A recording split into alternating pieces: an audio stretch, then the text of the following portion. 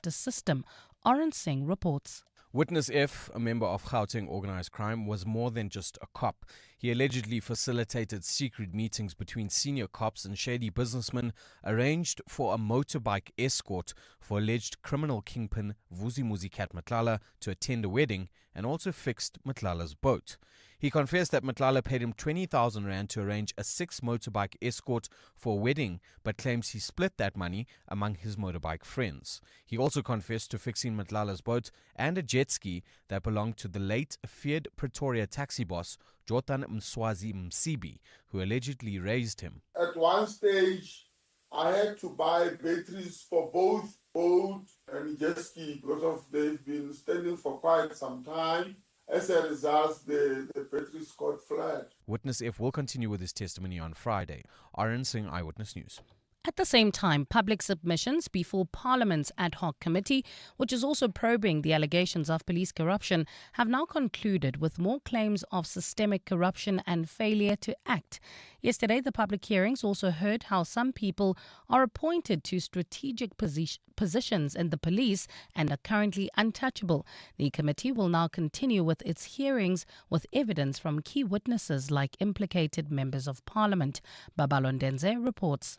The public submission started last week with the evidence from organizations like the Institute for Security Studies and Accountability Now. One of the last witnesses, Sekodi Ramalepe, who has served as a police union rep and in the police's forensic division, told MPs that they reported the corruption but were taken from pillar to post.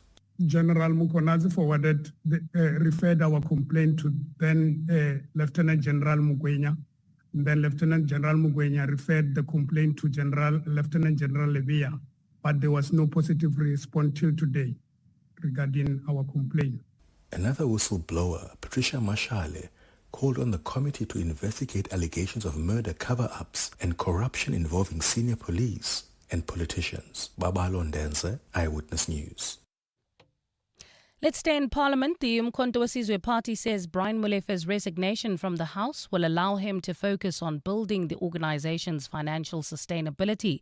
The former Eskom CEO resigned from his seat in the National Assembly yesterday. His resignation comes a few weeks after he was announced as the MK's Treasurer General, the party's fourth one in just 2 years. Thabiso Koba has more. Former Eskom CEO Brian Molefe was sworn in as a Member of Parliament for the MK Party in August 2024. He was sworn in alongside former PRASA CEO Lucky Montana and former Transnet CEO Siyabonga Gama. The three men led the state-owned entities under former state president and now MK party leader Jacob Zuma. Another commonality between them is that they all left their jobs under a cloud of corruption and were implicated in the state's capture reports. While they have never been convicted, Molefe and Gama are currently out on bail for a corruption matter. Meanwhile, Montana resigned last year as an MK party MP, dropping out of politics altogether. Thabiso Koba, Eyewitness News. We shift our focus to this now. The families of Priti Nkambule, Solomon Nyirende and Yvonne Mnisi are expected to lead the 10-year memorial event of the trio that was buried alive at Lily Mine in Barberton. The three young miners were trapped underground after the lamp room they were working in caved into the old underground mine workings at Lily Mine in 2016. Their remains were never recovered. Nugukanya Mdambo reports. A few minutes after 8 a.m. on February 5, 2016, a portion of the crown pillar on level 4 of the main mine failed, collapsing at the upper western portion adjacent to the mine entrance. Some of the surface infrastructure was dragged underground, including the lamp room where the Lily Mine 3, as they're known, were working. The container was buried under rubble and never retrieved. 10 years on, the families of Priti Nkambule, Solomon Nyirende and Yvonne Mnisi still hope for justice. Leader of Action SA, Herman Mashaba, who has over the years led calls for accountability, will again join the families for this year's commemoration. 3 people just vanished. And if we think it only happened to those 3 families, it's going to happen to your family tomorrow. Our approach is that making sure that the Lily Mine tragedy remains at the top of mind. An inquest into the tragedy found that the mine owners and management failed to do a proper risk assessment on the crown pillar that collapsed. Nugukanya Mdambo, Eyewitness News in Barberton, Mpumalanga. And in the US, President Donald Trump has suggested that a softer touch may be needed on immigration. The change in tact follows an announcement by his administration that 700 federal officers would be pulled from Minnesota. The city has been a scene of tensions in the past few weeks amid a continued immigration crackdown. The tensions were made worse by the fatal shootings of 2 protesters by federal officers. During an interview with the NBC's Nightly News, Trump was asked what he learned from the situation in Minneapolis. I learned that maybe we can use a little bit of a softer touch, but you still have to be tough. These are criminals. We're dealing with really hard criminals. But look, I've called the people. I've called the governor. I've called the mayor, spoke to them, had great conversations with them, and then I see them ranting and raving out there. Gold is trading at $4,930.89 an ounce. The rand is at 16.07 to the dollar, 21.95 to the pound, 18.97 to the euro, and Brent crude oil is at $67.33 a barrel. And in the traffic, we've got delays on the N3 North in the Germiston area approaching the Gelderhuis interchange. There's also queuing traffic on the Mike North between Boysons Road and the Crown interchange. And in your sport, the defending champions Kaizer Chiefs are out of the Nedbank Cup after losing 2-1 to Stellenbosch, while Sundowns fought hard to beat Gomorrah United. Manchester City through to the Carabao Cup final with a 3-1 win over Newcastle, and the Proteas lost to India by 30 runs in a T20 World Cup warm-up match. A partly cloudy Thursday in store for Gauteng today. Johannesburg starting at lows of 17, peaking at 30. Pretoria 18 and 31, and Vereniging 16 and 30 degrees. The top story in EWN this hour. A Gauteng cop has confirmed to running errands for alleged criminal kingpin and tender tycoon Vusumuzi Kat Matlala.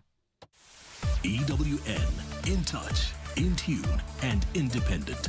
For the latest, visit ewn.co.za or download the EWN app. Calling all the brightest minds in Gauteng. Time to flex your general knowledge smarts in the brain of 702. Enter now on primemediaplus.com. T's and C's apply.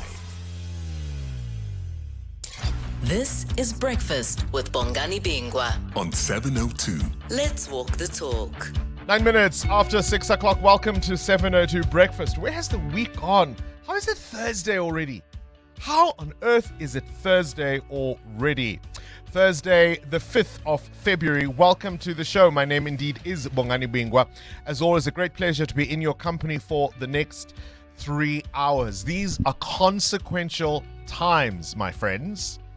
We've seen the exit of John Steenhuisen as the leader of the Democratic Alliance. Well, I mean, he'll be there for a little while until the Congress in April, I think it is, but he will not be contesting for a 3rd term. What does the new face of the DA look like? What comes next? The Cape Town Mayor, Jordan Hill-Lewis, is being seen as the front runner in that race. He was never going to take on his mentor, John Steenhuisen, but now that the field has been opened up, he might certainly be a name that's a contender. What about the former Tshwane mayor, the former Gauteng provincial leader, Brasoli?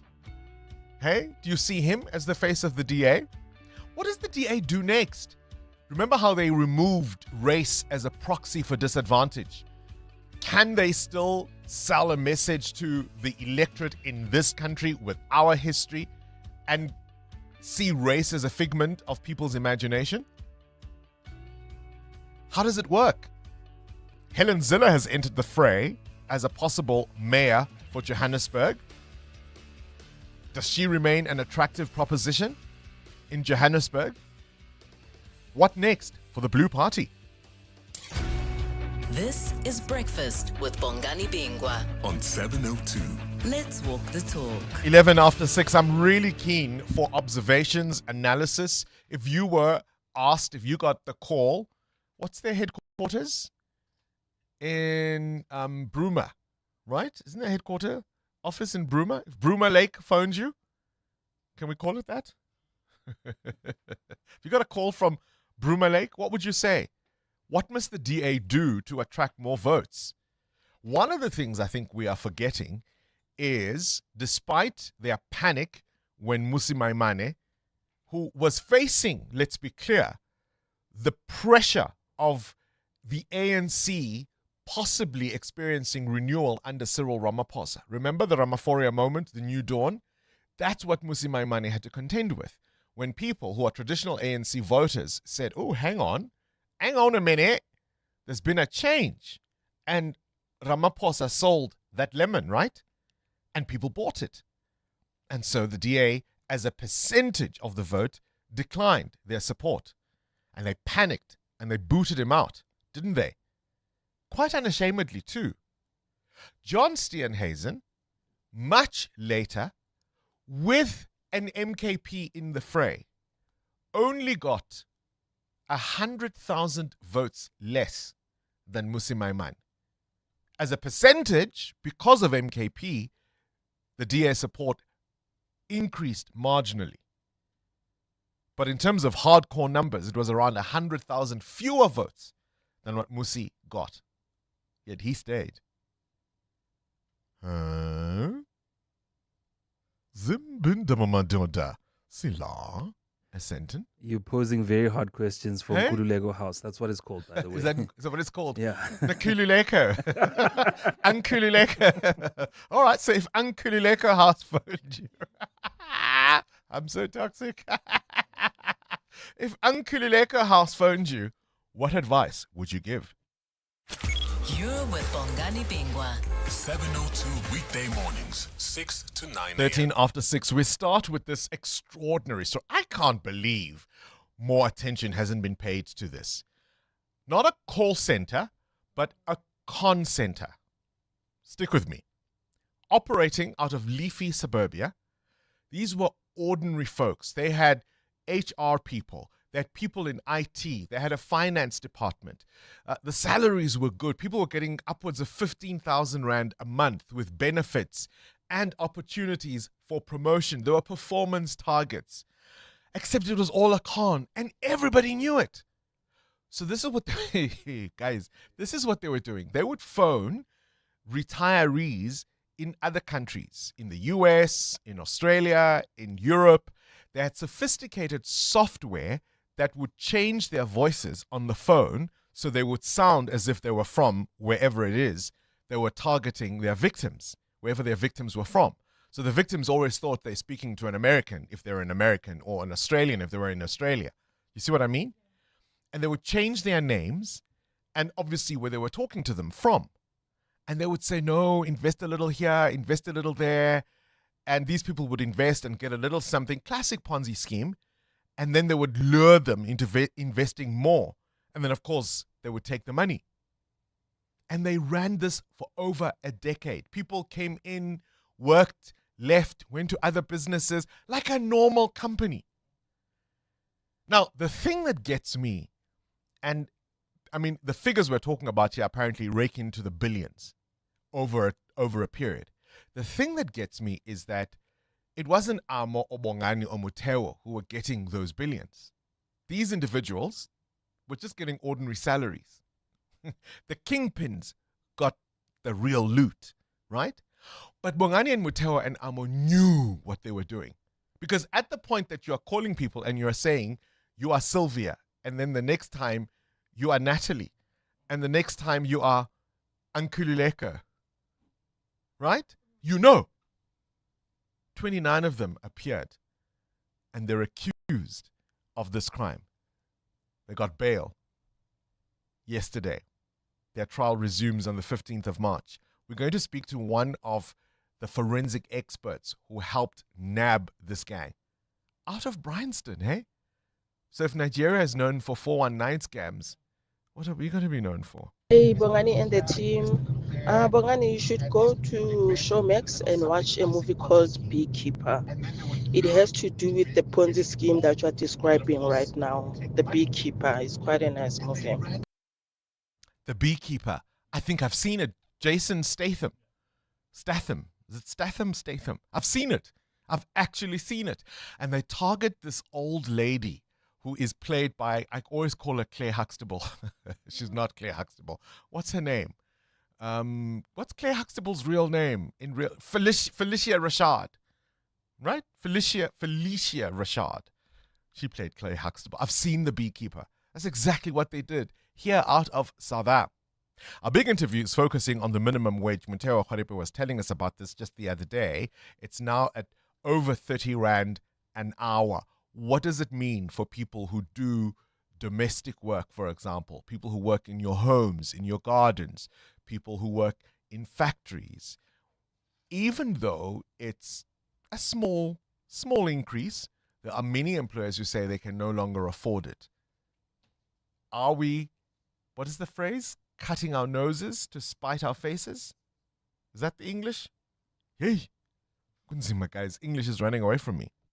Let's walk the talk. 702. Talking of English, there is speculation that the British Prime Minister, Keir Starmer, has only got a few hours in office.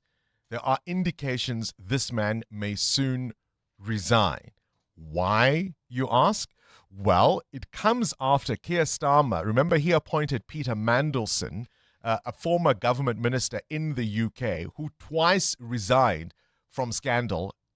Keir Starmer appointed him as the ambassador to the US, irregardless, as they say. And now, Peter Mandelson's name has been mentioned as part of those who were intimately involved in the Epstein matter. In the Epstein files, his name comes up and again and again and again. So have a listen to the opposition leader, the leader of the Conservatives, Kemi Badenoch, asking Sir Keir Starmer how much he knew about Peter Mandelson and his involvement in the Jeff Epstein matter. Did the official security vetting he received mention Mandelson's ongoing relationship with the paedophile Jeffrey Epstein? So clear. Prime Minister. Yes, it did. As a result, various questions were put to him. I want to make sure this House sees the full documentation so it will see for itself the extent to which time and time again Mandelson completely misrepresented the extent of his relationship with Epstein and lied throughout the process, including... The simple question, you vetted this guy, right? Did the vetting tell you he was involved in the Epstein matter? And the Prime Minister, what answer would you expect him to give, Muteo? Did the vetting tell you this guy was involved with this thing? What's the answer you would expect him to give? Yes, I picked that up. I would have expected him to say no. Because if you did, why would you appoint him? The guy gets up and he says, yes, it did. But he lied, you see. We asked him because these issues came and he lied to us. So you knew it was in the vetting. I'm only playing this to remind you, if you ever get discouraged about our own politicians, that we are not the only ones. In fact, Kemi Badenoch presses Keir Starmer, saying, hang on, I've asked you a very clear and specific question. Did you know about Peter Mandelson's involvement with Jeffrey Epstein? Mr. Speaker, I asked the Prime Minister a very specific question. Did he know that Mandelson had continued his friendship with Epstein after the conviction? He says if he knew then what he knows now, but he did know. In January 2024, a journalist from the Financial Times informed the Prime Minister that Mandelson had stayed in Epstein's house even after that conviction for child prostitution. So did the Prime Minister conveniently forget this fact, or did he decide it was a risk worth taking?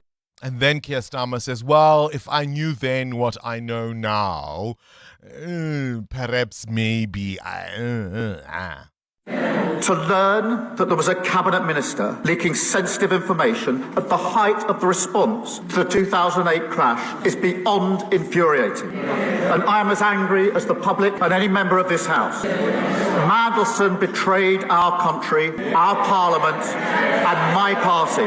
Mr. Speaker. Mandelson betrayed our country, our Parliament, and my party. Because not only is Mandelson accused of associations with Jeffrey Epstein, he's also accused of selling secrets during the financial crisis to Epstein and his mates. Because remember, Epstein was a financier. That's what he did for a living. That's how he made all of the money and enough to buy himself an island. So not only was Mandelson allegedly fiddling with the young, with the children, allegedly, he was allegedly also giving secrets, state secrets. And Keir Starmer stands up there in Parliament and says, yeah, we had some idea. We just didn't know the full extent of it. I mean, doesn't it sound like something you would hear from politicians here at home? Mr. Speaker, as the House will expect, we went through a process. There was a due diligence exercise, and then there was security vetting by the security services. What was not known was the sheer depth and extent of the relationship. He lied about that to everyone for years. And new information was published in September showing the relationship was materially different to what we'd been led to believe. Yeah, ne? Speculation is Keir Starmer has only got hours in office. He is expected at some point to fall on his sword. Whether he will or not remains to be seen. But the fact that that can even be entered into as a conversation shows you ultimately the difference between our politics and what happens in the UK. Breakfast with Bongani Bingwa on 702. Let's walk the talk. Mutel, you've got a question of your own? Yeah, I want to know this morning, are you a good payer generally? If you borrow 20 Rand from someone or a bit more than that, do you remember to pay them back? You're re-traumatizing me. So, as a kid, my mother used to sell... she sold all sorts of things, but ultimately she would sell these things on credit. And one of the things we had to do as her children was at the end of the month, we'd go around the neighborhood asking all the aunties and uncles who owed her money to pay. And it was all couched in euphemisms. You couldn't quite come in and say, Uncle Muteo, I'm here for the money. You would say, I'm here for that thing. Or my mother has sent me. Yeah. And Muteo would say, Utinu mama mtanam. What is your mom saying? Sent you to do what? Then you'd say, about that thing. Lando. Which thing? She says that parcel. But you couldn't go back home with a stupid answer. Whatever answer you were given, it had to be clear that this uncle or this auntie was not able or willing to pay. But it couldn't be that the answer was unsatisfactory because you were a bad debt collector. I'll tell you why I'm asking. 702. Weather. A partly cloudy Thursday in store for Gauteng today. Temperatures in Joburg peaking at 30 degrees. That's the same high in Vereeniging. Pretoria, 31. East London and Gqeberha max at 30 degrees. Durban at 32. Bloemfontein, 35. EWN Traffic. This EWN Traffic is brought to you by Outsurance. SMS out to 45142. You could save on your car insurance. If you don't, ask them for 500 Rand. Well, if you're traveling around the Gold Reef City area, do expect heavy delays on the M1 North. An accident is reported right near Poisons Road. It's causing about a 15-minute hold-up there. Please be on the lookout. And if you're traveling on the M3 North, we already have got peak time delays between the Elands turn off and the Geldenhuys interchange. I'll have more updates. Stay tuned. There's more EWN on air, online, and on the EWN app. The Outsurance pointsmen know that every car on the road carries a story. Like the lady on her way to work, listening to a love song on the radio. She's recreating the music video in her mind with herself as the leading lady. The Outsurance pointsmen know it's not just a car in traffic, it's a concert on the move. Every story is different and every story matters. That's why the Outsurance pointsmen have been doing what they do since 2005 in proud partnership with 702. Outsurance is a licensed insurer and FSP. Start your day with Bongani Bingwa on 702. Let's walk the talk. Walking the talk, taking your WhatsApp voice notes on 072 702 1702. Your calls on 011 8830 702. Now, things you need to know at this hour. Listen to this. Over 5,000 green iguanas have been removed from Florida. This is in the US in just 2 days because of a cold snap over the weekend. A temporary executive order allowed residents collect cold-stunned iguanas without a permit and bring them to designated drop-off sites. These poor reptiles just aren't used to that kind of weather. If you've seen the videos on social media, it's quite extraordinary. These creatures almost frozen, some of them. And so locals were encouraged to rescue them, as it were, and drop them off at a designated spot. We'll get more details from Adam Gilchrist about that in the World View. This is an unbelievable story. Do you remember the accusations of MK party member, one of Zuma's daughters, recruiting South Africans to go fight in Russia? Well, CNN has been running a story where hundreds of young men from Kenya, Uganda, Ghana, Nigeria, and Cameroon were tricked to go and fight in Russia, essentially as cannon fodder. The one guy has a limpet mine attached to his breast, and without any training, they're sent to the front lines to go and fight the war in Russia, which of course remains one of our best friends on the continent, right? Isn't that extraordinary? These people were lured with promises of great jobs. They might get to the front lines, but they'll be drivers. You know, they won't really be involved in the fighting, and they believe it, and off they go. It's been a year since the Trump administration dismantled U.S. AID, triggering global consequences. The cuts have forced HIV clinics here and around the world to close, and they've ended critical medical programs in many parts of the world formerly assisted by the US. Talking of a cold snap, northern Japan is grappling with record-breaking snowfall, up to 2 meters of snow in some areas over the past 2 weeks. Roads are blocked and dozens of people have died around the country. And here's a question: how do you not spoil kids who have everything? It comes after a podcast between the talk show host Oprah Winfrey and Michelle Obama. And Oprah asks the question, when you were in the White House and your kids could have whatever they wanted, how did you make sure they don't get spoiled? I know many of my friends and associates come from, backgrounds where we've overcome a few obstacles. And one of the common refrains and the conversations we have is whether or not our kids have the same resilience we did. If that's a question you're grappling with, I'd love to hear your thoughts. And I'll tell you what Michelle Obama's answer was coming up. 702. The newspapers. Now, somebody who has everything as far as being able to do her job is Mbali Dlamini. Good morning, Bongs. A very good morning. Am I spoiling you? Just a little bit, but I like it. It's okay. Stop it. I like it. What's in the papers? I promise you. I wanted to ask you the question this morning. How strict are you when it comes to screen time, social media, that kind of stuff? Probably not as much as I should be. Okay. I think I'm exactly the same. And I'm asking you this question because this morning on the Hindu newspaper, the front page actually, it says 3 young sisters, a disturbing story, 3 young sisters jump from the 9th floor of a high-rise building after being denied their phones. So these 3 young girls, and this is 16, 14 and 12-year-olds, they jumped from the 9th floor of their home because their parents had taken their cell phones. Did they survive? They did not survive, unfortunately. And you know what the sad thing is? The article further states that police found out that these kids had dropped out of school in 2020.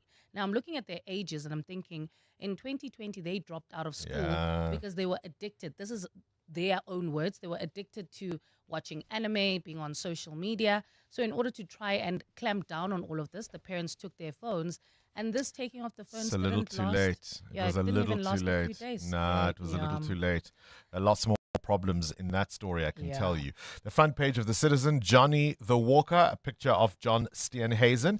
The Sowetan also leading with that same story, Steenhuisen exit Sparks contest. And the Business Day, Hill Lewis weighs DA leadership. EWN Business. Are you a good payer? Muteo wants to know, if you borrow money from someone, do they know you're good for it? Do you always make sure to pay people when their children come knocking to collect? Do you say, Utinu mamam danam? What prompts the question? The African Export-Import Bank has agreed to lend South Africa an initial $11 billion or 175 billion rand. The funds have been earmarked to cushion South Africa's funding pressures, back infrastructure and energy projects, as well as fund black-owned firms. AfriEximbank's president, George Ilombi, says as much as $8 billion will be directed to priority areas including energy, minerals processing, and critical infrastructure in the country. The signing also follows lawmakers' approval last October for South Africa to join AfriEximbank as a Class A shareholder, but it's yet another loan that the fiscus has to pay back. South Africa's total external debt or foreign-denominated loans reached $193 billion by September of 2025. So, as you know, we're still spending a lot of money from our budget trying to pay back some of these loans. Yeah, indeed. Aren't we all, hey? Where's the rand? Rand at this hour, 16 Rand 15 cents against the US dollar, 19.04 against the euro, and exactly 22 Rand against the British pound. Price of gold at $4,874 an ounce, or platinum at $2,047. Brent crude at $67.92 a barrel. More business after 7. Straight to Mbali Dlamini we go. And Mbali, prove me right. Tell us what's happening in the world. Thanks, Bongani. A very good morning. Let me try. Well, the DA believes outgoing leader John Steenhuisen played a pivotal role in dismantling single-party dominance in South Africa. In what he labelled a mission-accomplished speech in Durban yesterday, Steenhuisen withdrew his ambitions to run for a third term as the party's leader. He says he now intends to focus on his responsibilities as the Minister of Agriculture. Alpha Ramashwana reports. In his mission-accomplished statement, outgoing DA leader John Steenhuisen boldly asserted that his dedicated stewardship was responsible for positioning the party within the union buildings. I have delivered on everything that I promised my party when I was first elected as federal leader back in 2019. I proudly picked up this party's banner when its internal polling was down to just 16%. Party spokesperson John de Villiers agrees that Steenhuisen was at the center of the party's electoral growth. His leadership helped reshape South African politics, and we as the DA thank him as he now focuses fully on serving the country as Minister of Agriculture. Steenhuisen says the DA's next mission is to overtake the ANC in vote share, but adds that this will fall on his successor. Alpha Ramshwana, Eyewitness News in Durban. Let's move to Cape Town now, where environmental officials have urged the public to respect access restrictions to the Cederberg Wilderness area while restoration work is being done in the reserve. More than 53,000 hectares of vegetation was scorched by a fire, which kept firefighters busy for 2 weeks during the festive season.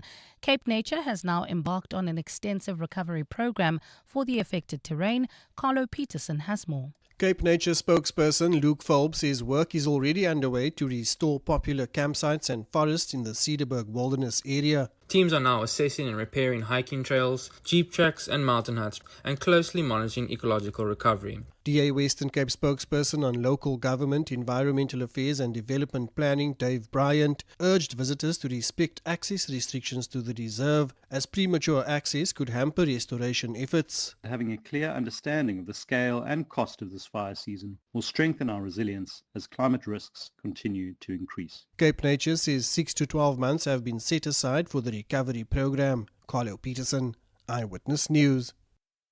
There has been some much-needed reprieve for farmers following two key developments in their favour this week.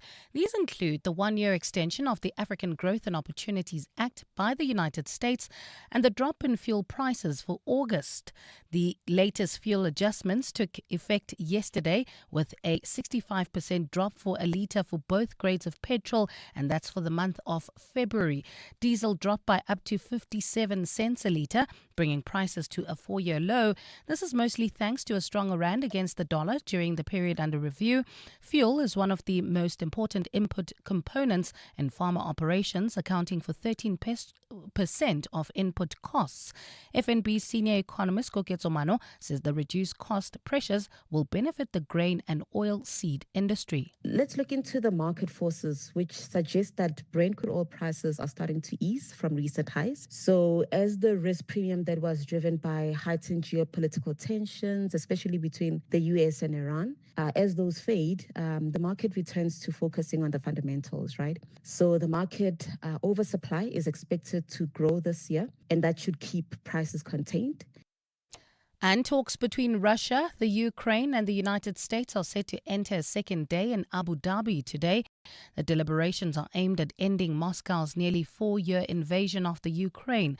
The US-mediated talks are the latest chapter in the so far unsuccessful diplomatic effort to halt the war. Day one of the talks yesterday concluded with Kyiv describing the negotiations as substantive and productive. The conflict is Europe's deadliest since World War II, with hundreds of thousands of people killed, millions forced to flee their homes, and much of eastern and southern Ukraine destroyed. A partly cloudy Thursday in store for Gauteng today. Lows of between 16 and 18 degrees and highs of between 30 and 31. And in the traffic, we've got delays on the M1 North due to an accident near Boysons Road. Delays from Xavier Street. There's also queuing traffic along the N3 North between the Yelans turn-off and the Geldenis interchange. A top story in EWN. The DA believes outgoing leader John Steenhuisen played a pivotal role in dismantling single-party dominance in the country.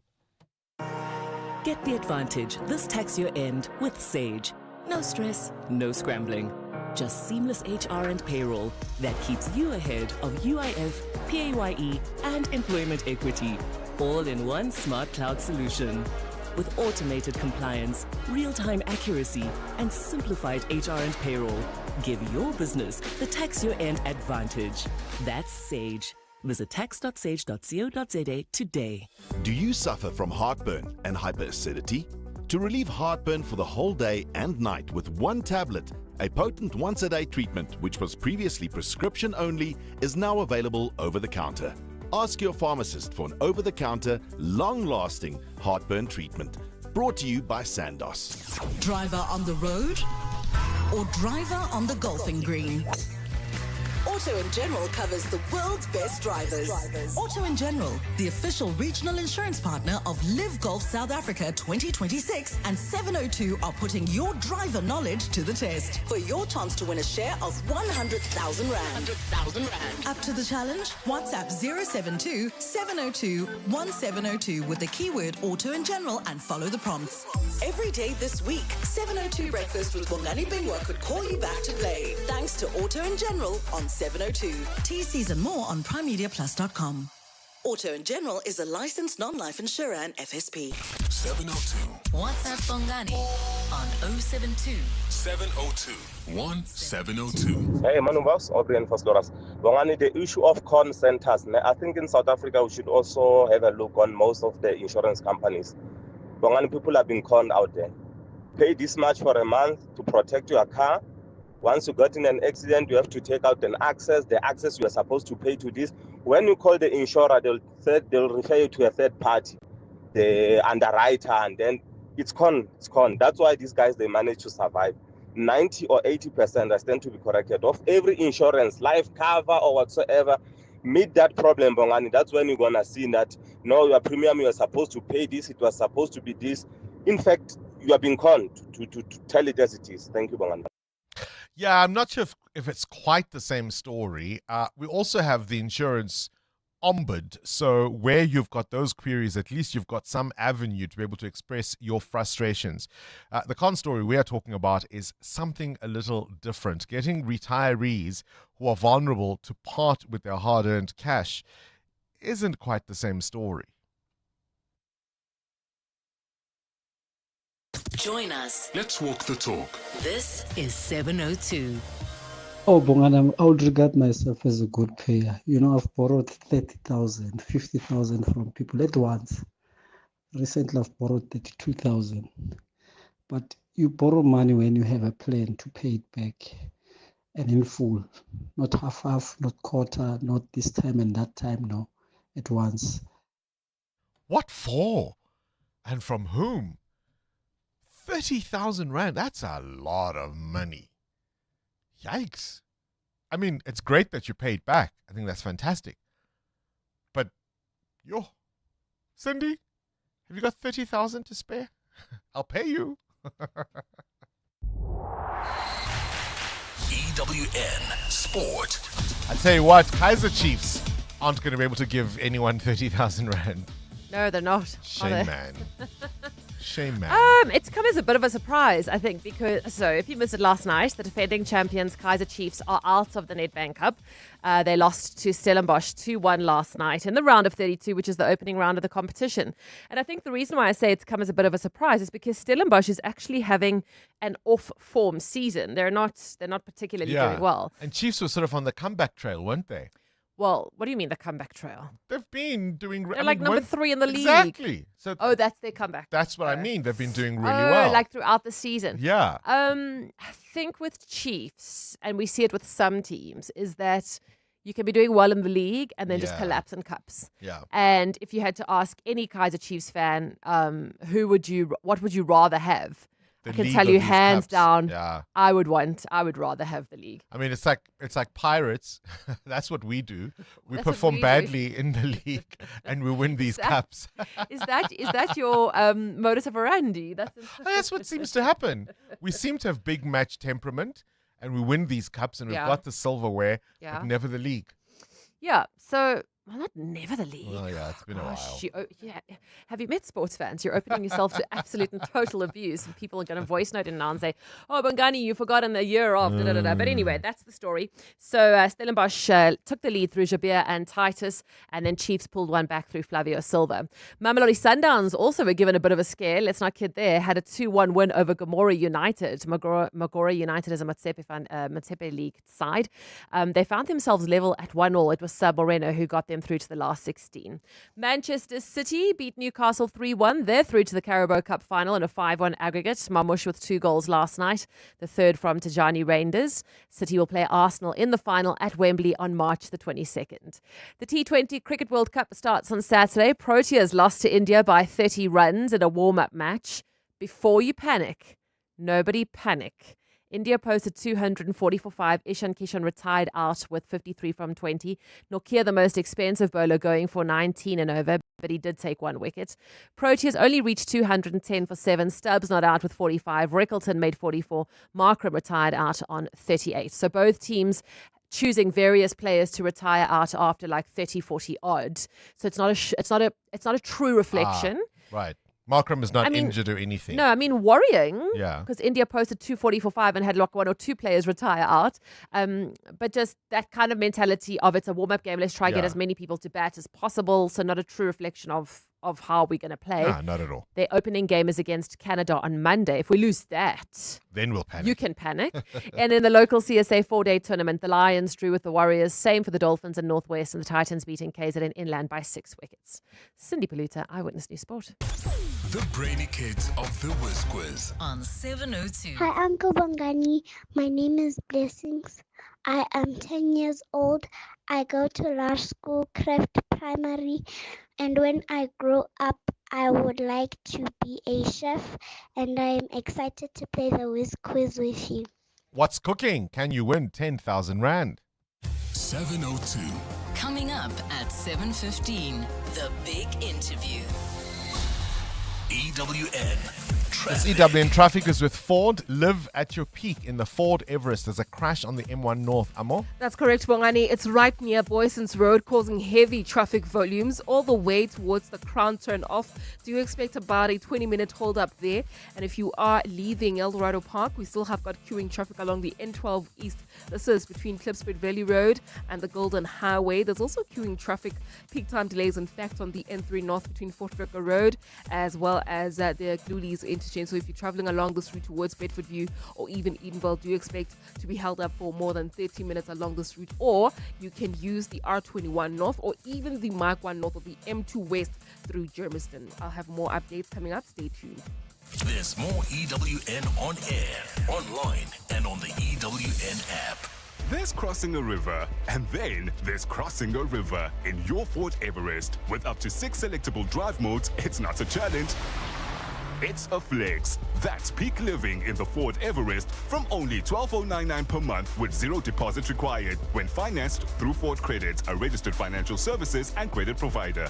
Includes our Ford Family Promise, where you receive free 4x4 training, 6.6% interest rate, 40% residual. Visit your nearest Ford dealer today. T&Cs apply. Coming up in the next hour, what's the question? And it's brought to you by Outsurance. 3,000 Rand in cash is up for grabs. First, 1,000 Rand for the answer. WhatsApp us your name and your answer to 072 702 1702. It's an answer based on something you might have heard on the show. And then later, someone will ask a question to get your answer and they will win 2,000 Rand. SMS out to 45142 now. You could save on your car insurance. There's much to say about where South Africa is, and even more about where it's going. On Thursday, 12 February, President Cyril Ramaphosa delivers the State of the Nation address, live from Cape Town City Hall. 702 Cape Talk and Eyewitness News will be there, analyzing every word and bringing you the news as it breaks. From the build-up to the address to the conversations that follow. Join Clement Maniatela and Mandy Wiener for live coverage and in-depth analysis from 6 to 10 p.m. Live on the radio or live stream on the Prime Media Plus app. Sonar 2026. Thursday, 12 February. Live on 702 Cape Talk and EWN. Start the year right with We Buy Cars. Selling your vehicle? They'll come to you, handle everything, pay you instantly. Simply visit webuycars.co.za and complete the form to discover what they'll offer you. Need a new ride for the new year? Browse thousands of options online or at any We Buy Cars branch nationally. We Buy Cars. Buy or sell the simple way. When getting that bread, rising and grinding, 9 to 5 even after 5, hustling, side hustling, clocking in, knocking in, going all out, crossing T's, dotting I's, hitting KPIs, meeting ROIs, meeting deadlines, all before EOD because everything is needed ASAP. There's a lot on the go. Stick with it with the Nando's Cabo Society and single chips for 79 Rand. You've got this, and we've got you. Nando's. Oh, what a place. Let's talk. We're listening. Morning, Bongani and team. Look, man, it's difficult. It's very difficult to remind someone that you've given money to give it back to you. I can't come to you and say, hey, Bongs, I want my 1,000 Rand back. I mean, this has been a practice since I don't know how many years back, and it's still the practice now. That when I borrow you money and you don't, or when I give you money and you don't bring it back, the only respectable way to ask for it would be that I come to you and I say, hey, Bongs, ke khopela parcela ela. So we still call it by parcel, even though we know it's money. I can't come to you and say, hey, I want my 1,000 back. I would say, ke khopela parcela ela. Thanks. It's Thabo from Alberton. Thabo from Alberton. You're reminding me of my childhood. I was essentially the debt collector for people who owed my mother's little business. And you had to couch it in all these euphemisms. Uteo Khoripe wants to know, are you a good payer?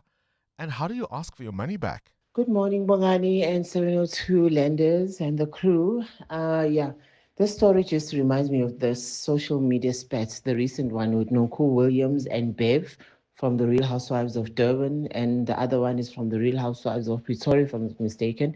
And they took it to Twitter, on Instagram, complaining that the other did not pay the other person. So, the story of borrowing and not bringing back, and, celebrities will just have a spat on social media and it's really tough. It's really tough. Yeah, I'd rather just refrain from, going on social media and writing about it. So, hey, Unzim. Thank you. Leslie from Durban. Who is the whizziest of them all? It's the Whiz Quiz on 702. Give away some cash, shall we, today? We're playing with Blessing. Blessing wants to be a chef a little later on in life. Blessing, what's your favorite thing to cook? I like to cook like simple things. I'm not really sure. What's your favorite thing to eat then, maybe, Blessing, hey? Pizza. Pizza. Yeah, that you should know, hey? Good luck to you. Blessing is 10 years old and could win 10,000 Rand. KG, start the clock. What is 20 minus 10? Hen. Correct. What is the female of a rooster or a chicken? Hen. Correct. Spell the word train. Train. Correct. What do caterpillars turn into? Butterfly. Correct. True or false? A rhino's horn is made of keratin. True. Correct. What mythical animal looks like a horse but has a single horn? A unicorn. Correct. What fruit do monkeys love to eat? Banana. Correct. And what is a group of fish called? A school of fish. Correct. What number comes after 999? 1000. Correct. What is the name of a mountain that erupts with lava? Volcano. A volcano! 10,000 Rand is coming to you. Blessing! You have won 10,000 Rand! Oh my gosh! How are you feeling, Blessing? I don't know. I'm shocked. You are shocked. You can't believe. Well done. Well done, Blessing. Thank you so much. Do you know what you're going to do with it? No. Not yet. Get yourself some pizza, hey? Okay. Well done. Our first winner, Blessing, 10 years old, has won herself 10,000 Rand. 1,000 Rand for each year she's been alive. That would do nicely. The brainy kids of the Whiz Quiz. On 702. Current events, developing stories, Tough questions. your voice making a difference. This is Breakfast with Bongani Bingwa. From raking in billions to being represented by legal aid, 29 suspects accused of scamming retirees around the world. This is the multinational fraud scheme that has shocked the nation. That plush officers in Johannesburg suburbia, the con center agents, essentially what they would do is get unsuspecting victims to part with some of their retirement savings. The pay seemed good enough. Some employees were getting 15,000 Rand a month with benefits and opportunities for advancement. But all they had to do was lie about the investments they were selling, their own identities, the name of the companies they were working for. They even used sophisticated software to change their voices and accents so they would be more convincing to their victims. And every now and again, when it seemed they might be caught, they'd move to a different location with new names, new businesses, new investments, and new targets. It's an extraordinary story. Chad Thomas is our guest, a crime expert and the IRS forensic investigator joins us. Chad, always a pleasure to have you on our show. Thank you for your time. Bongani, thank you so much for the invitation and good morning to the listeners. I mean, I framed it as best as I understand this story, and if my introduction is correct, there's no way these accused can say they didn't know. Bongani, we were instructed in this matter end of 2021, and by 2022 we had registered the docket, and it was escalated to a project with the Hawks. It involved Interpol, it involved various international law enforcement agencies, including United States Homeland Security and Secret Service, Australian Federal Police, the National Crime Agency out of the UK, even the Royal Canadian Mounted Police. It was so sophisticated. The syndicate that operated out of South Africa would have countless call centers. They would have a plug-and-play system that if they knew they were in any way under suspicion, they would unplug their system and they go plug into a new call center and be back up and operating in a couple of hours. Our initial victim base was Australians. We were instructed by a company called IFW Global and another company, Cybertrace, from Australia, who had done a lot of background investigation and established that the numbers that came up in Australia that appeared to be Australian phone numbers actually emanated out of South Africa. And that's when this whole project started. And it's quite unbelievable. It's the stuff of movies.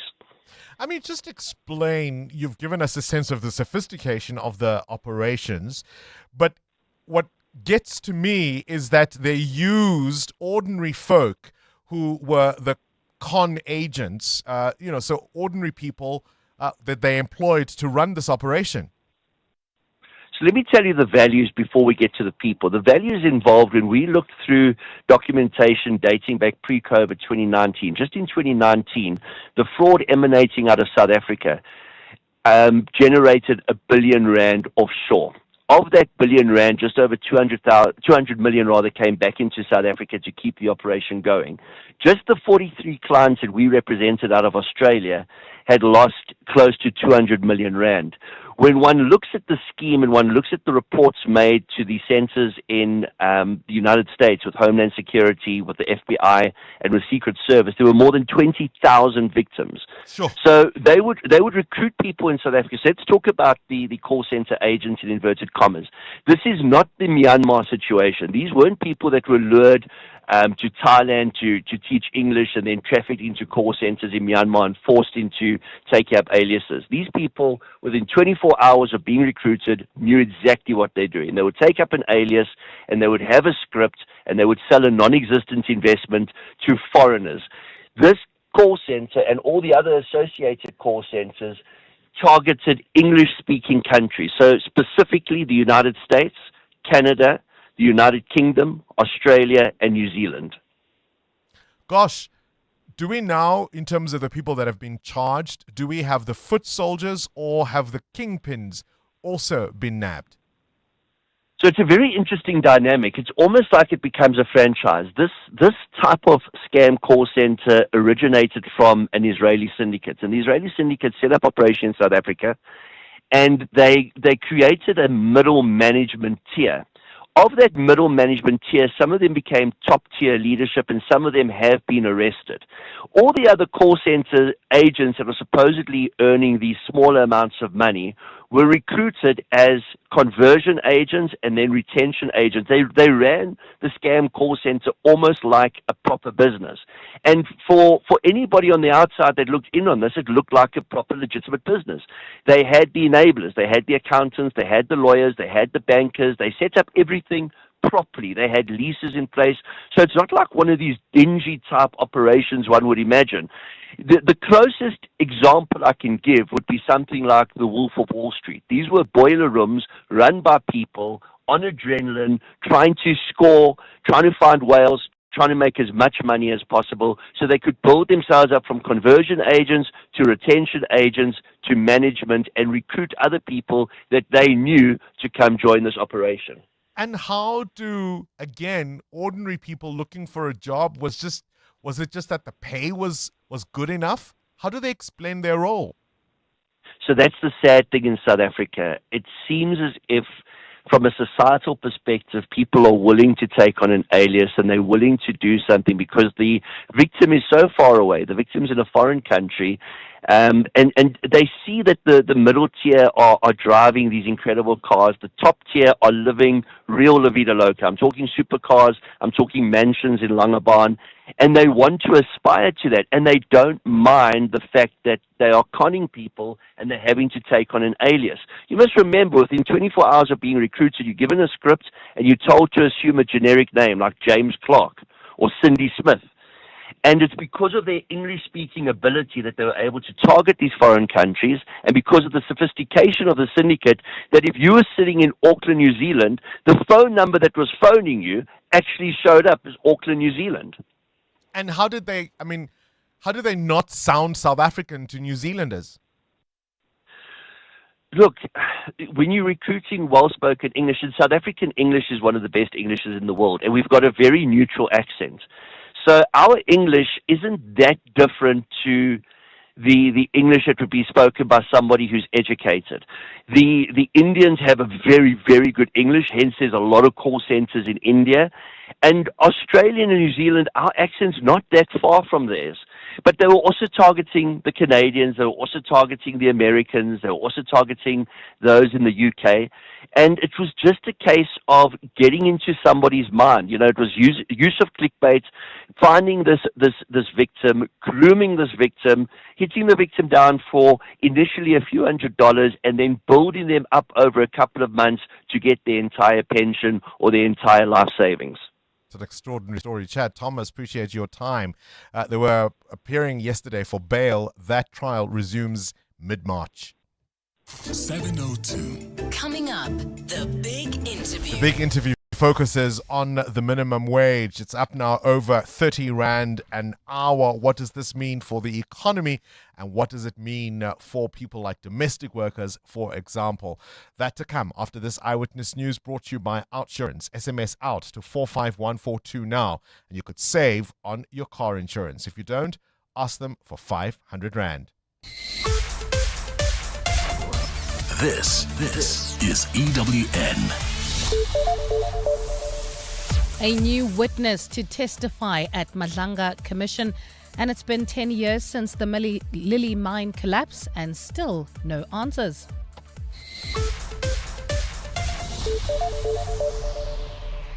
Good morning, I'm Bali Dlamini. A new witness is expected to take the hot seat before the Madlanga Commission of Inquiry sitting in Pretoria this morning.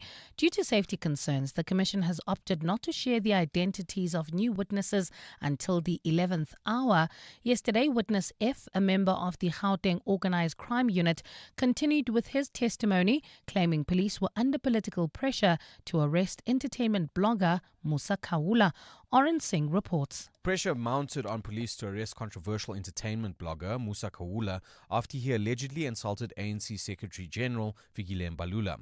This is according to Gauteng Organised Crime member Witness F, who testified at the Madlanga Commission of Inquiry yesterday. He said former Deputy National Police Commissioner Shadrack Sibia instructed him to act with urgency in arresting Kaula. He said this guy insulted a member of parliament. Is Mr. Fikile Mbalula. The other one is Mr. Z. But he mentioned me that he's getting a pressure of the deputy minister. Witness F will continue with his testimony tomorrow, with a new witness set down to appear this morning. Aaron Singh, Eyewitness News. At the same time, public submissions before Parliament's ad hoc committee, which is also probing allegations of police corruption, have now concluded with more claims of systemic corruption.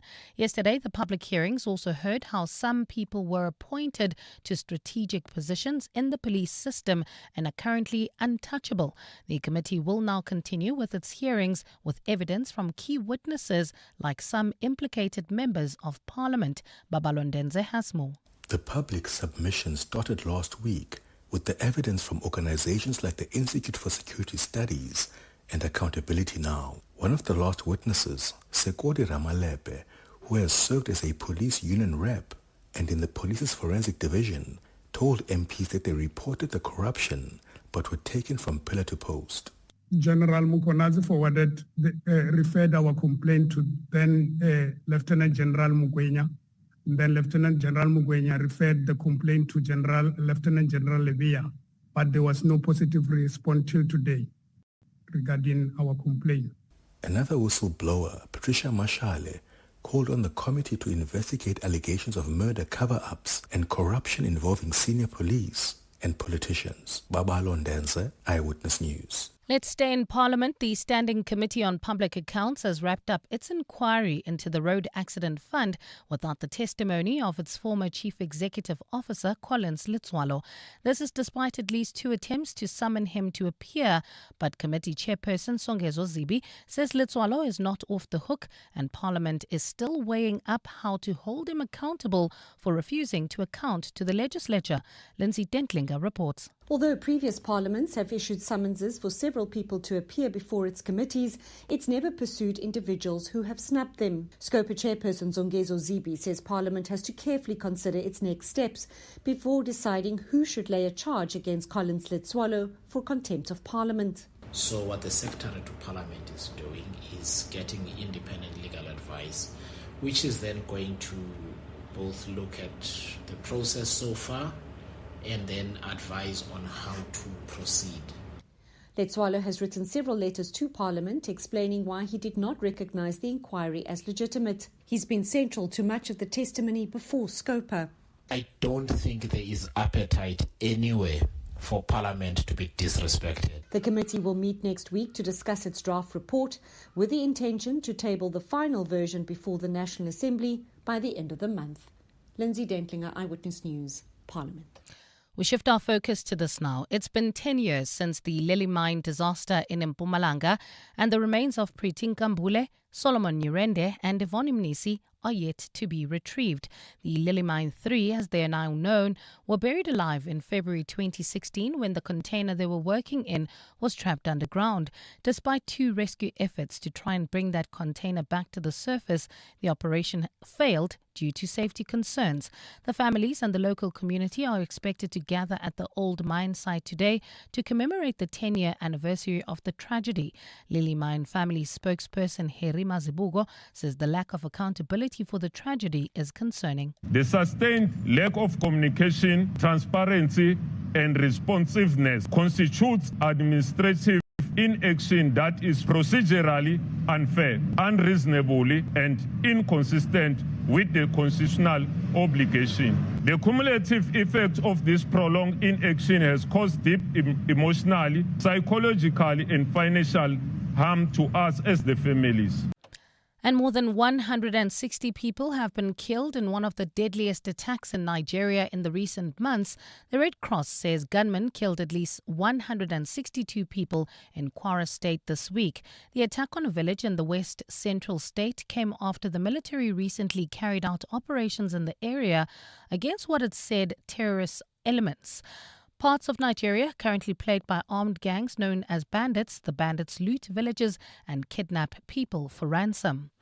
Gold is trading at $4,930.89 an ounce. The rand is at 16.08 to the dollar, 21.96 to the pound, 18.97 to the euro, and Brent crude oil is at $67.33 a barrel.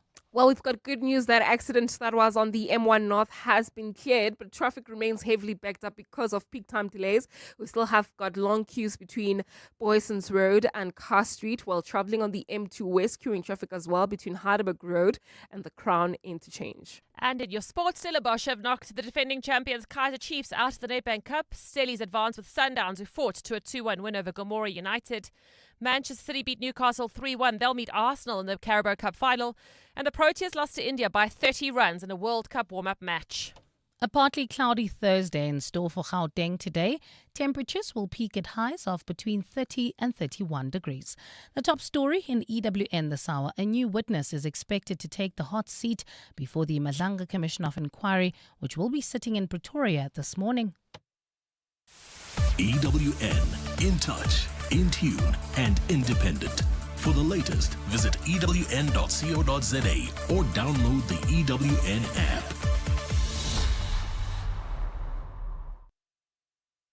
This February, don't just celebrate love. You could be celebrating some great car insurance savings too with Outsurance.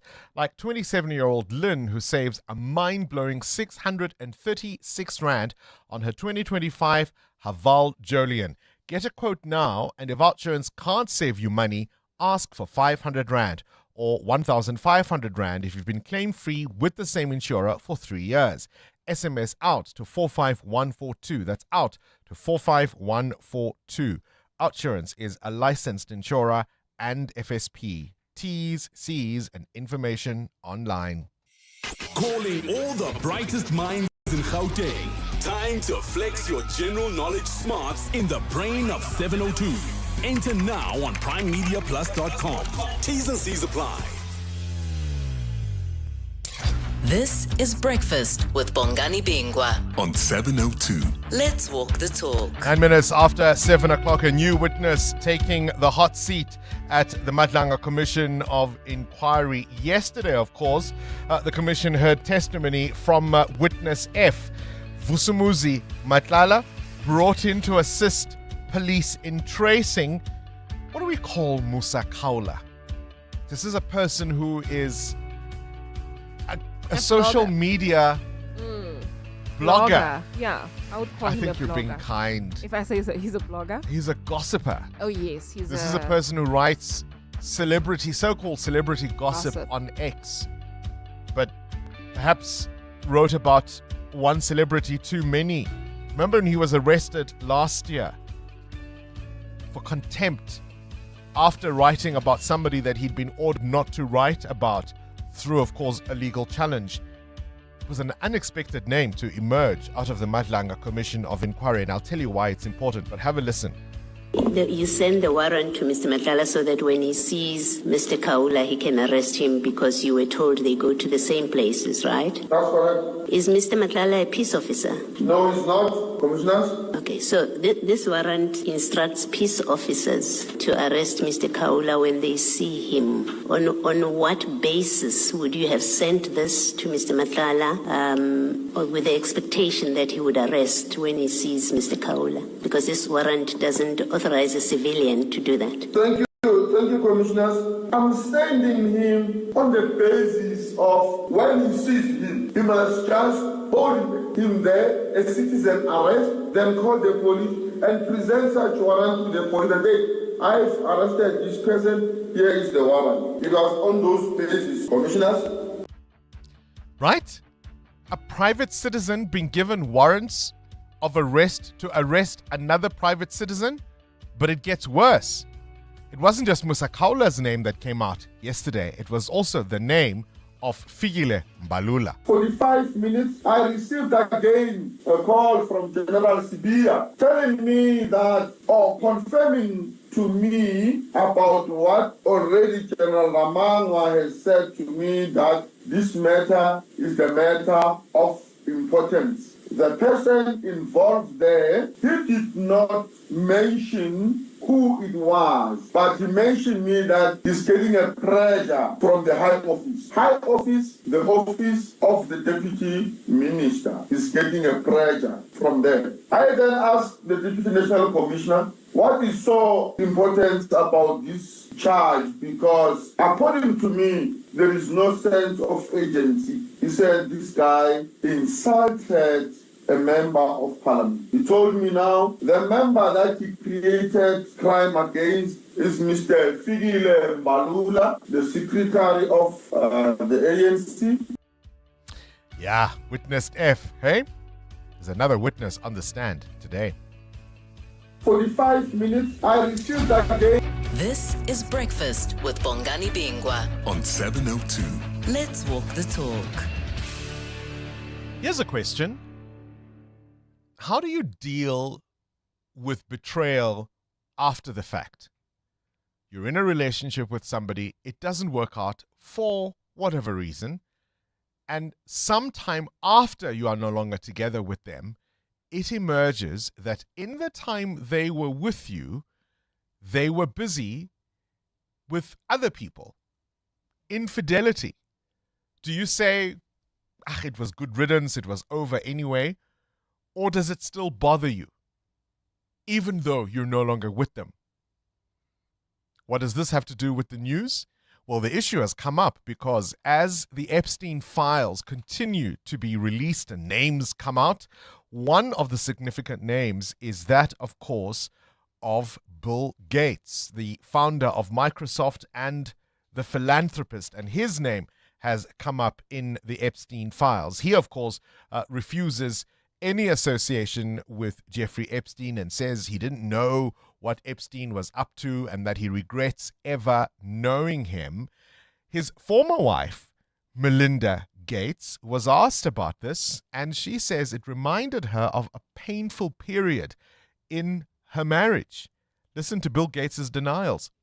It's factually true that I was only at dinners. I never went to the island. I never met any women. And so, the more that comes out, the more clear it'll be that although the time was a mistake, it had nothing to do with that kind of behavior. Yeah, I met Jeffrey in 2011. The focus was always he knew a lot of very rich people, and he was saying he could get them to give money to Global Health. In retrospect, that was a dead end, and I was foolish to spend time with him. I was one of many people who regret ever knowing him.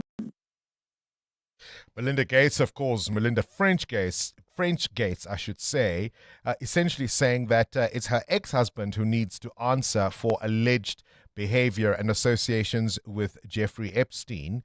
But she says, for me, it's hard. It's hard whenever those details come up because it brings back memories of some very painful times in my marriage.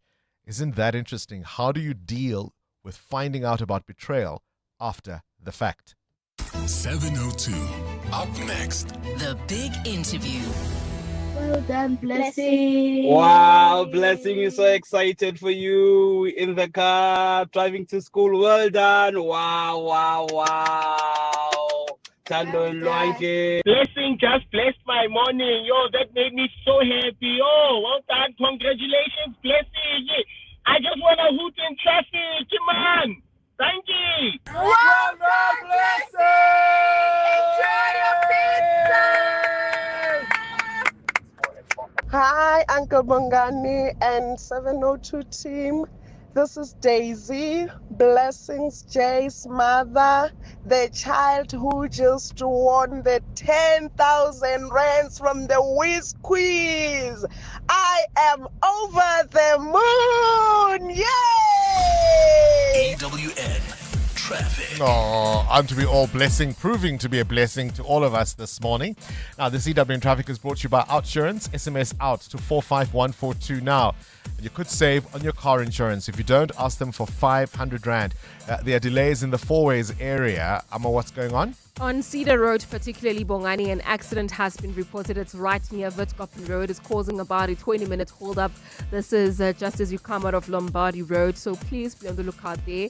And if you're thinking of using Main Road through Witkoppen Road as well, it's also heavily backed up due to the peak time delays at this time of the morning. Otherwise, if you're traveling on the N1 South, this is coming out of the city of Tshwane, expect delays between the Braakfontein Interchange and Olifantsfontein Road. I'll have more traffic updates. Stay tuned. There's more EWN on air, online, and on the EWN app. Love is in the air this month, but your friends won't be feeling the love if you're late for book club. Well, fortunately, the Outsurance pointsmen are there to ease traffic congestion so you can get to the venue on time. I've been doing it for 20 years.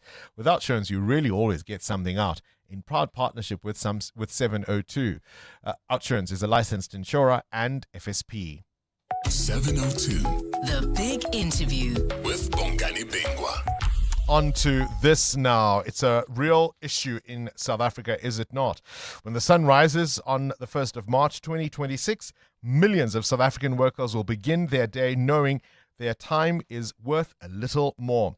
The national minimum wage is now climbing to over 30 Rand an hour, specifically 30 Rand 23 cents an hour. It's a modest but meaningful increase that speaks to the daily realities of people who are forced to stretch every rand to cover food, transport, school fees. This is good news for domestic workers, farm workers, and other low-paid employees.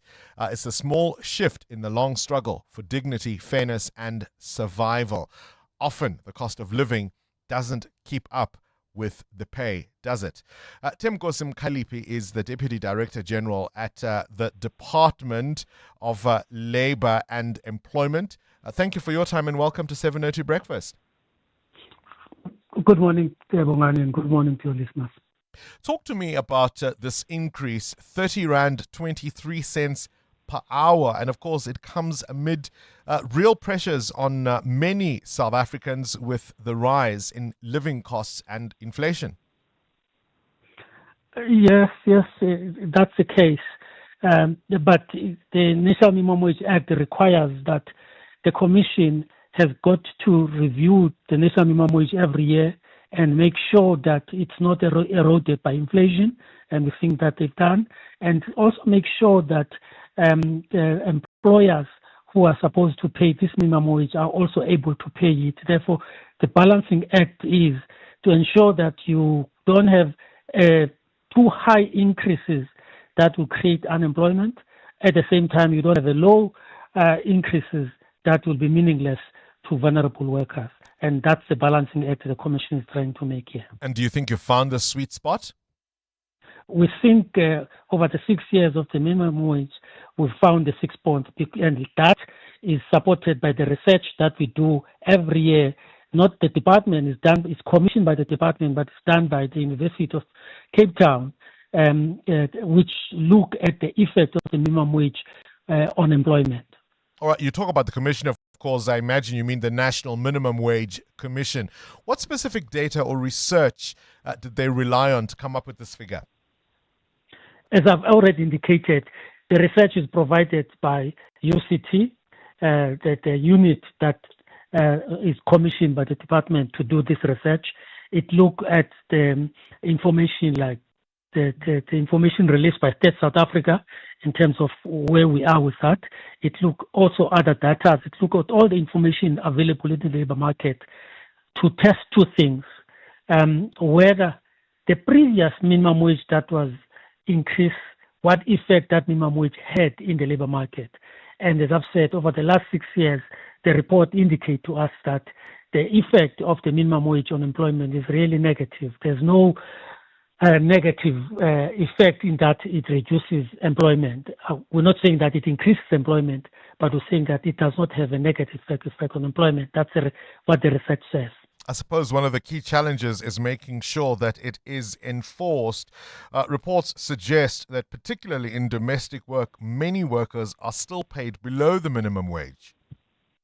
That's the bigger challenge that is facing the Commission and society, because the same research indicates to us that compliance with the minimum wage is at 60% level.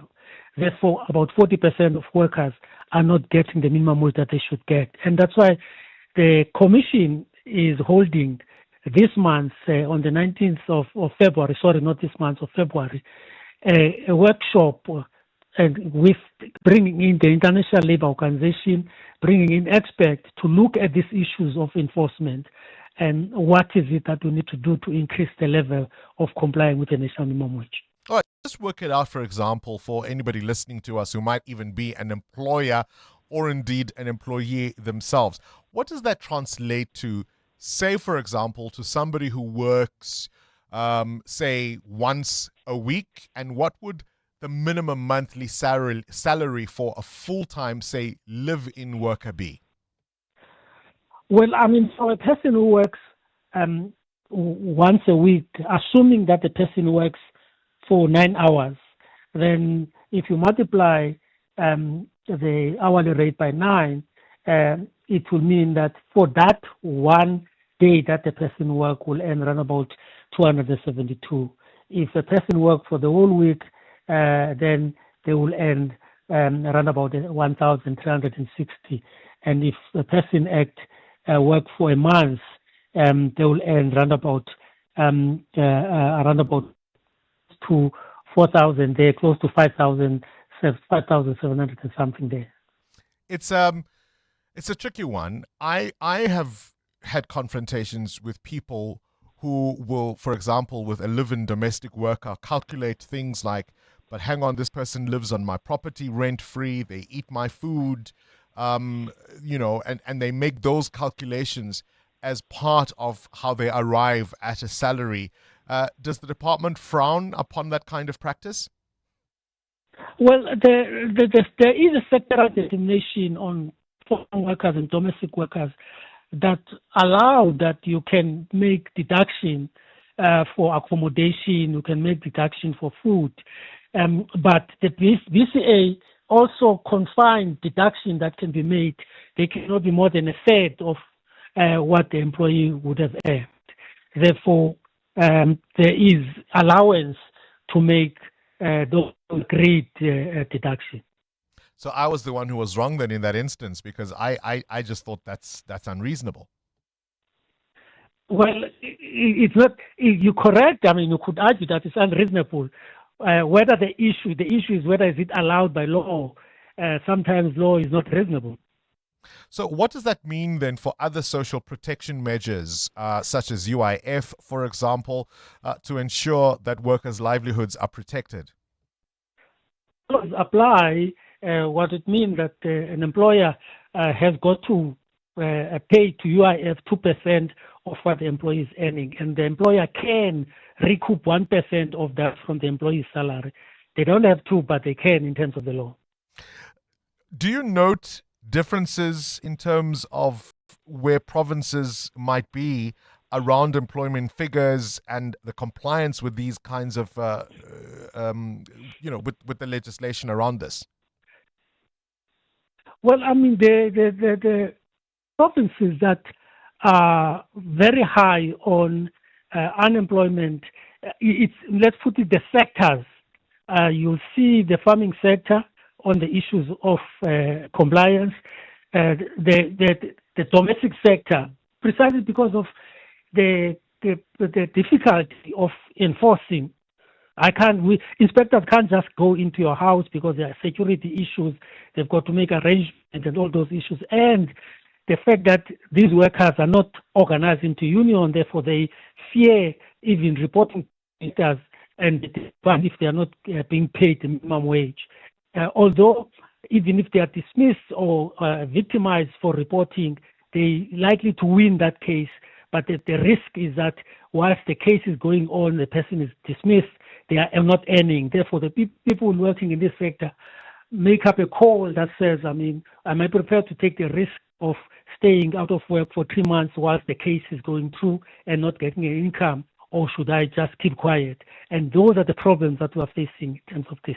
And many South Africans will argue that some of these rules make it difficult to employ locals, and so they often will choose to employ undocumented migrants from elsewhere.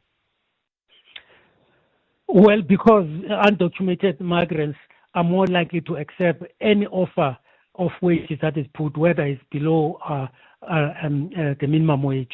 That's the problem facing the country as a whole. Yeah. That you have undocumented migrants who are prepared to accept anything, who would not report, and there will be employers who would exploit that situation. But in terms of the law, whether you are undocumented or documented, the minimum wage applies. But the fact is that they are not going to come forward and report these cases precisely because they are undocumented. So ultimately, all of this requires, or at least relies on good citizenship and people doing the right thing. Enforcement is a different issue altogether. The Deputy Director General at the Department of Labour and Employment, Thembinkosi Mkhalipi. You're with Bongani Bingwa. 702 weekday mornings, 6 to 9 Now listen to this. Auto and General, the proud official tournament partner of Live Golf South Africa, is going to give you an opportunity to win some cash on the show. Together, of course, Auto and General and Live Golf are bringing you the best musicians in the world in a festival-style atmosphere that will transform sport into a full-scale music experience. Get an obligation-free quote from Auto and General, an award-winning insurer. As I say, you can stand a chance to win your share of 100,000 Rand in cash or tickets to the Live Golf Music Extravaganza. Send your voice notes to 072 702 1702. Send us your name and ID, and we could be calling you for a chance to win some cash. EWN Business. Let's catch up with business news now. Muteo Khwaripe, fish. We're all eating fish. Sea harvest marking deep profits. The catch rates are improving. Yeah, big business for them over the period. Shares in aquaculture group Sea Harvest rose by more than 6% on Wednesday. Sea Harvest said it expects headline earnings for the year to end December to surge by more than threefold. That's more than 300%, marking a turnaround for the group despite major losses in parts of its business. The surge was mainly driven by Sea Harvest's core fishing operations, where the group benefited from higher catch volumes, better pricing and tighter cost controls. According to the group, the hake business pushed earnings up. The pelagic division, which speaks to open sea fishing, also posted better results for the period. So do we say it's in the net? It's in the net. What else is in the net is South Africa. Tell me about this African Export-Import Bank. What is it? How does it work? Well, it's basically there for intra-Africa trade. They basically do the funding of trade deals on the continent. It's based in Egypt, in Cairo. It was established in 1993. Basically make their money from the interest that comes from the loans that they give out. So it's a friend to the African governments and also corporates and government institutions on the continent. So would it be like an IDC for countries? Yes, basically an IDC for the countries in the continent and also private institutions as well that want to do deals on the continent. They've now given South Africa around 175 billion Rand, an initial $11 billion coming through. But of course, South Africa also joins them now as a Class A shareholder, joining other African countries that would lead the governance of the bank. So what does that mean in terms of improving our access to competitive trade finance? Yeah, well, we obviously get preferential deals. Unlike the IMF and the World Bank of the world, our interest will probably be much, much lower. The interest-bearing loans would be far lower. We still do get the loans in dollars, but at a far, far cheaper rate than we do with other international funders. Can you give me examples of deals they've financed? Most recently, I could speak about the Dangote refinery. They got $1.5 billion. Angola's energy sector also got around $1.7 billion from them as well.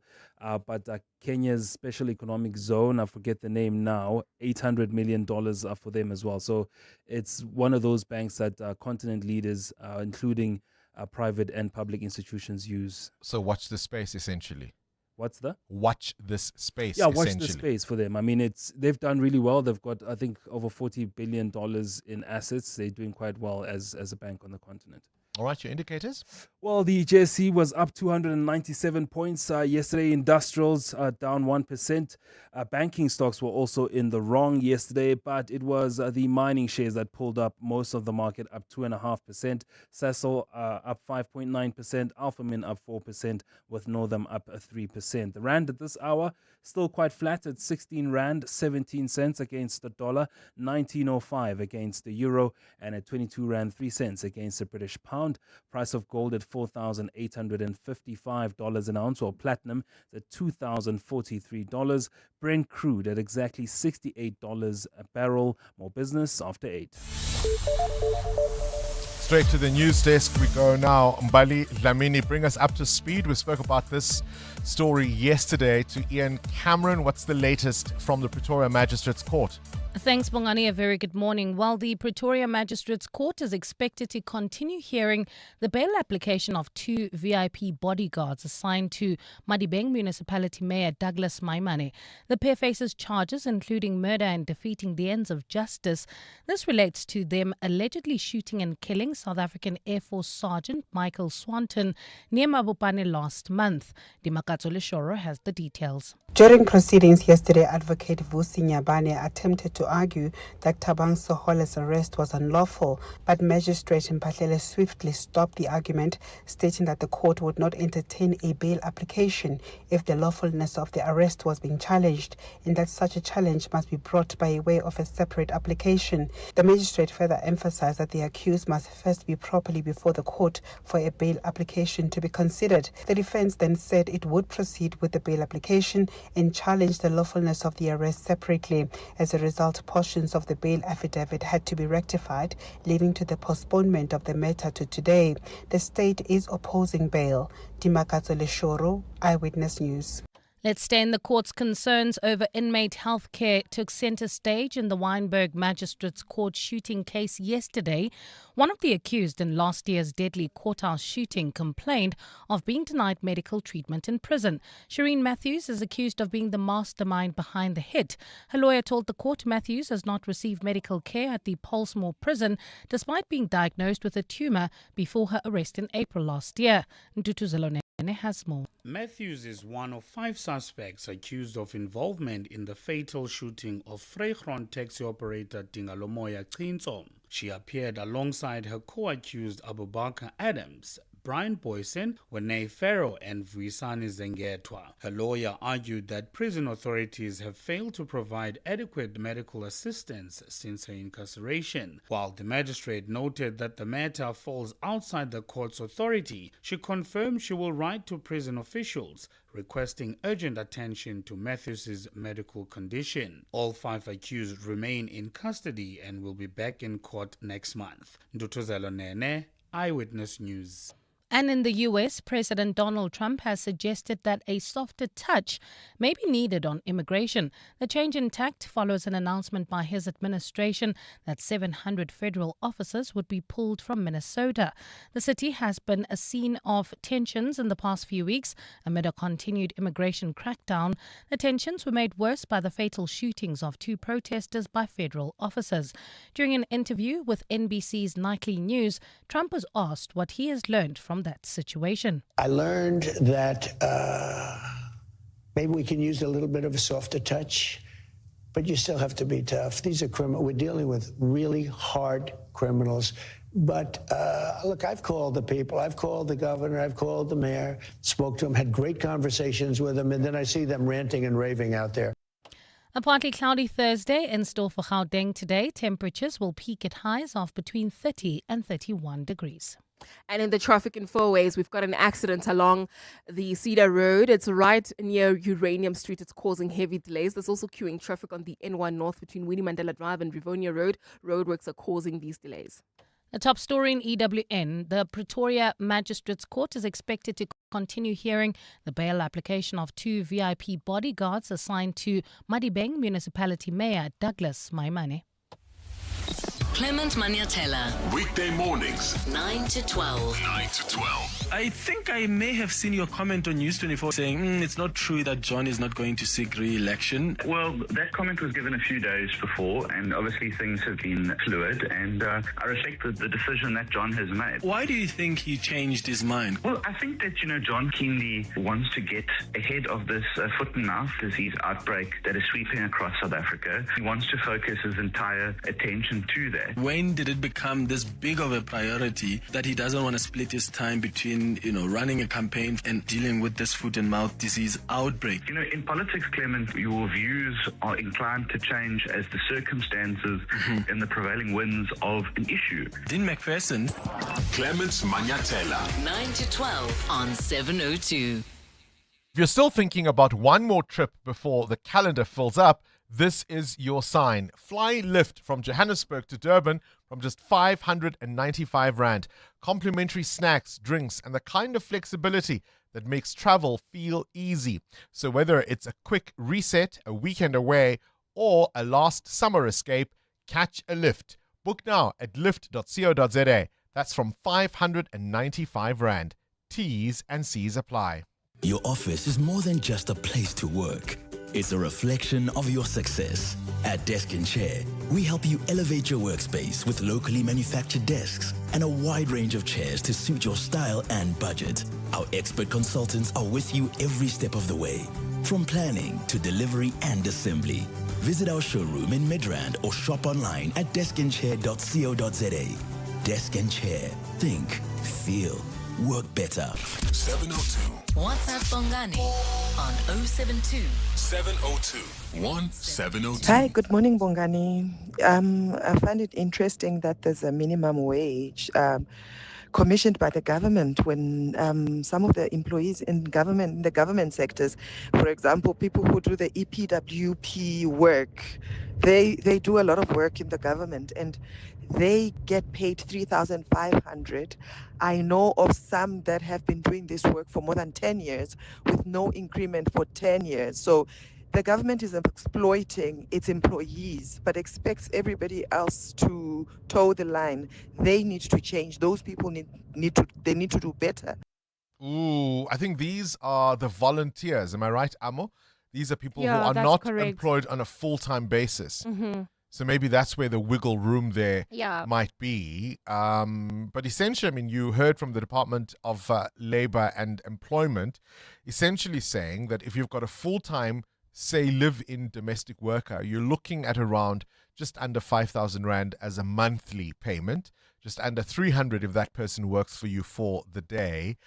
I was surprised. I was really surprised to find out that you can negotiate things like accommodation and food as part of your deductions for people already on the very, very minimum threshold.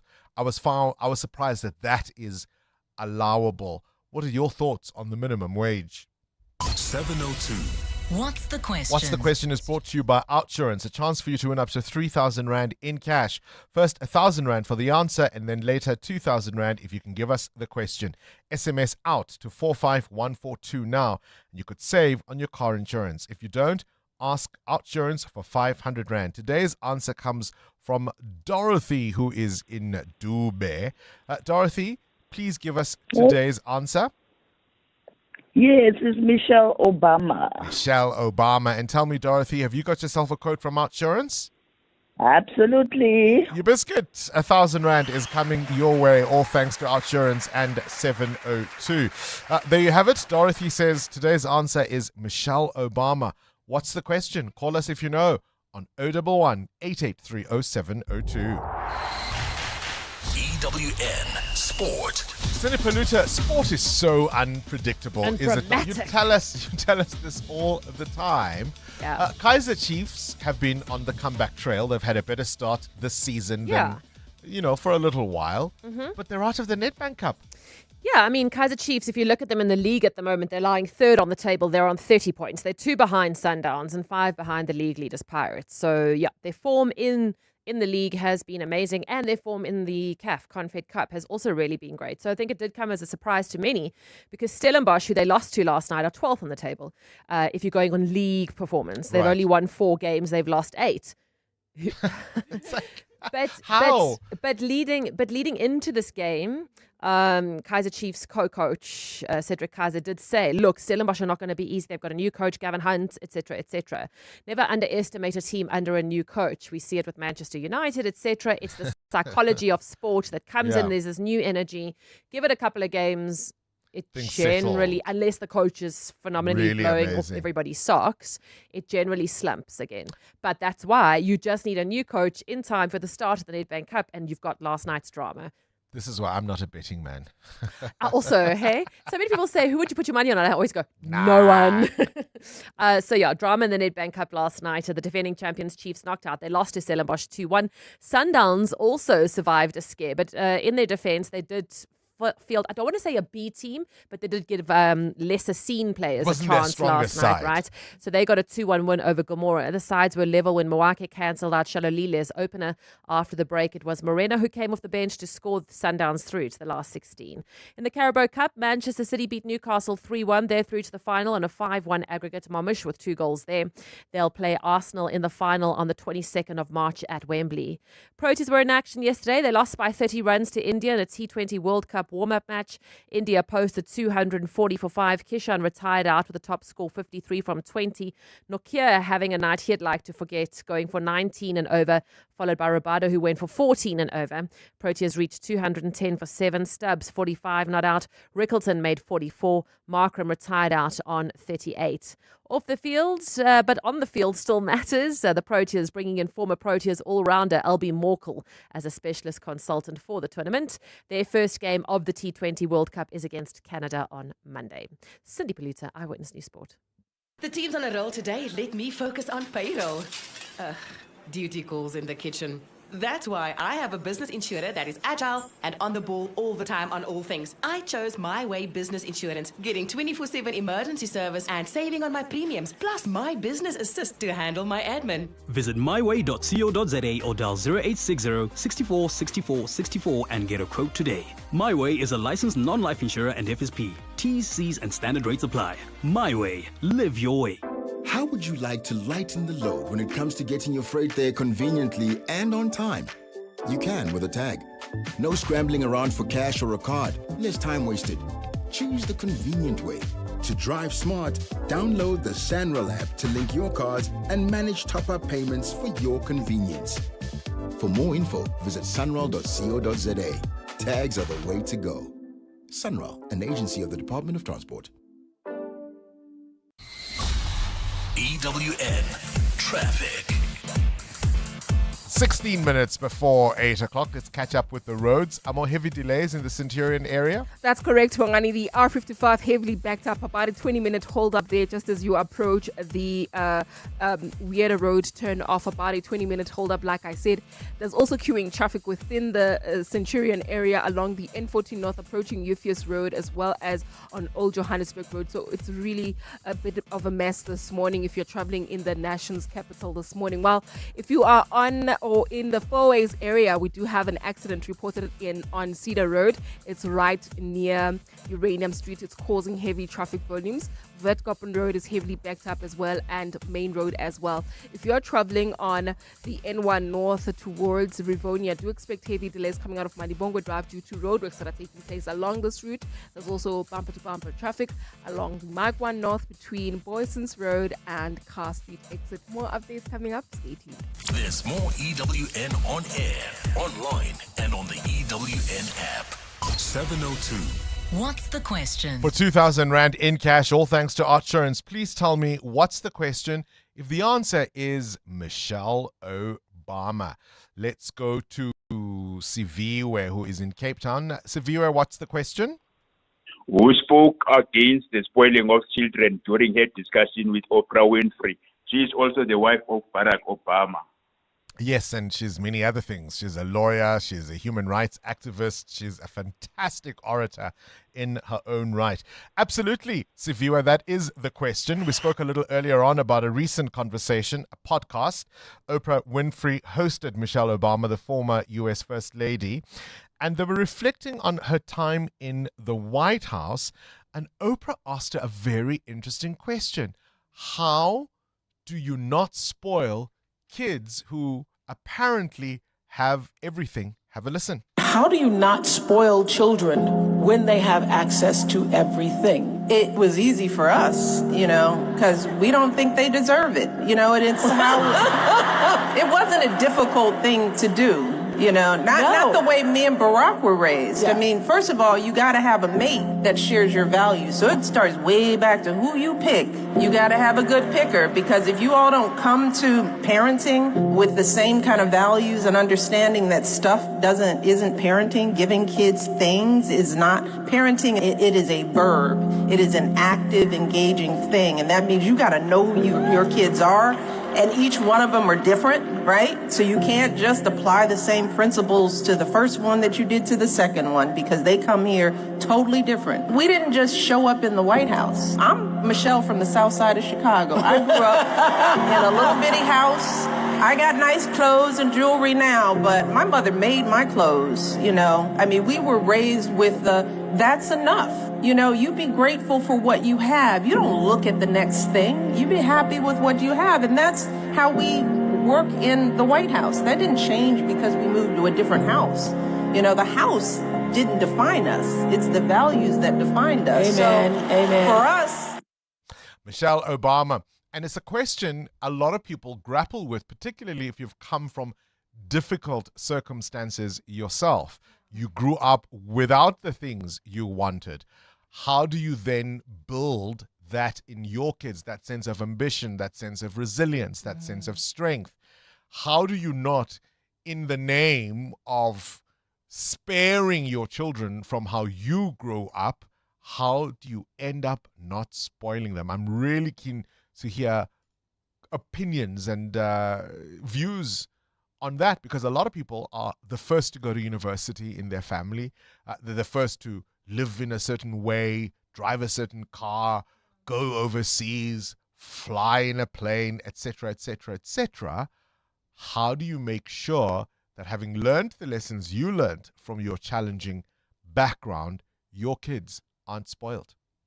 Don't pay more than you need to for car insurance. 27-year-old Outsurance client Liam is saving big bucks. I'm saving so much every month, around 640 Rand. That's an amazing 640 Rand saving on Liam's 2024 Ranger.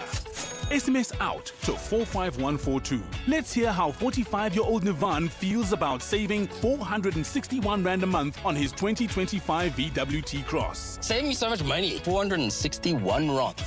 Nice one. And after 3 claim-free years, you get an out bonus. So much money. Get a quote now and see how much money Outsurance could save you. SMS out to 45142.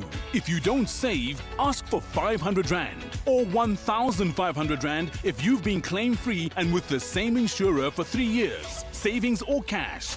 You have nothing to lose with Outsurance. SMS out to 45142. That's out to 45142. Licensed insurer in FSP. TCs and information online.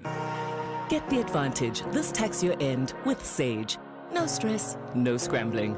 Just seamless HR and payroll that keeps you ahead of UIF, PAYE, and employment equity. All in one smart cloud solution. with automated compliance, real-time accuracy, and simplified HR and payroll. Give your business the tax year end advantage. That's Sage. Visit tax.sage.co.za today. It was actually a flawless process. It definitely pays to switch. I wish we had done it sooner. Outsurance business insurance clients know that it pays to switch. And did you know when you claim, your excess is a fixed amount, not a percentage of the claim? For beauty salons, convenience stores, and all other businesses. Get a quote today and see why it pays to switch to Outsurance business insurance. Visit outsurance.co.za or call 08600 60000 today. Licensed insurer and FSP. TCs and information online. 702. 702. What's gone viral? With Kabazela. Let's catch up now with the world of viral content. Kabazela. Good morning to you, Bella. I'm already laughing at your first story, the baby doll's funeral. I mean, this is a really, really creative funeral, fake funeral, if we put it that way. So one of the dolls, the Barbie dolls, has passed away. I don't know how the doll passed away, but it passed away. So the young girl decides to throw a funeral. And it is so clever. So the coffin is a sneaker. So the doll is lying in the sneaker.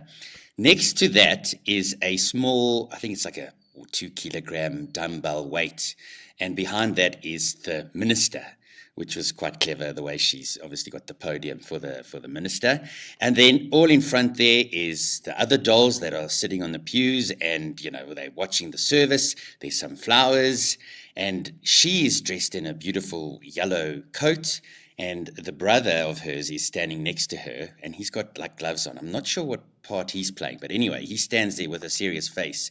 And after about 3 or 4 seconds, he just bursts out laughing, and he ducks out of the camera's view. But then the service gets going, and there's music, and then she decides that she's going to sing as well at the funeral. Let's take a listen. Everybody say, Anybody ask you, where am I going? Where am I going?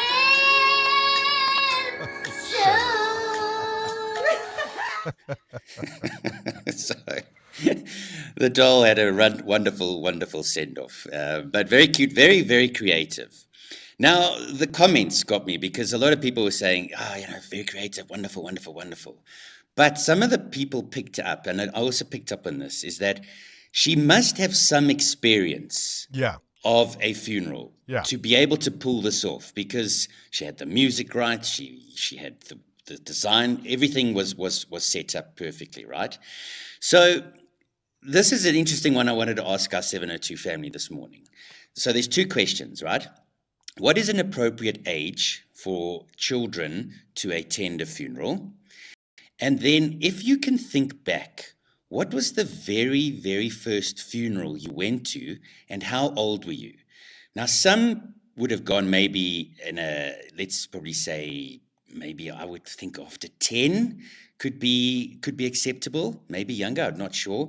And then there were those that maybe only went to their very, very first funeral late into their adult years, in their 20s, possibly 30s. So I'd really like to know that from our 702 family this morning. What was that? What was the very first funeral, and how old were you? I think it also often depends on who the person that has passed away. I mean, if it's obviously somebody very near and dear and direct, then even as a kid, you probably can't avoid going to a funeral. I think I was about 8 years old, the first funeral I remember, and that would have been my grandmother. And again, how do you avoid that? But it reminded me, this video, my eldest, when his first puppy died. And then he wanted to know if there was going to be a funeral. And had everybody been told? And what time were they coming to the funeral for his puppy? Oh, shame. So what did you do? Did you have a funeral? No, he had to learn. Should have done what this young girl shame. did. Shame. Subtle signs of intelligence, Kabazela. Interesting question, this. So a person posted on X saying, what's a subtle sign that someone is actually really intelligent but pretending not to be? I mean, we've met those people in life. So you kind of meet them and you think, oh, okay, nice person, nice guy, nice lady. And then you start looking and listening to them and you think, wow, they actually, they seem really intelligent. They sound really intelligent, but they don't put it in your face. They don't push it into your face and say, well, look at me, I'm so intelligent, I know everything. They almost pretend that they're not. And it's an interesting question as to why some people do that. But answering that question, in terms of the subtle signs that somebody is really intelligent but pretending not to be, some of the answers here that people have put forward, Bongles, is they ask deceptively simple questions, they listen more than what they speak, and various others. So have you ever met somebody like that, and what did you pick up from that person? Like, what are the little signs that you picked up and thought, oh, this person is actually really intelligent, but I'm not sure why they're pretending they're not. That's an interesting one as well, hey? Yeah, absolutely. What are the subtle signs someone is smarter than you thought? Do they do well at games night? Do they do well at quizzes, for example? How do you know somebody is a lot smarter than they're letting on? 702.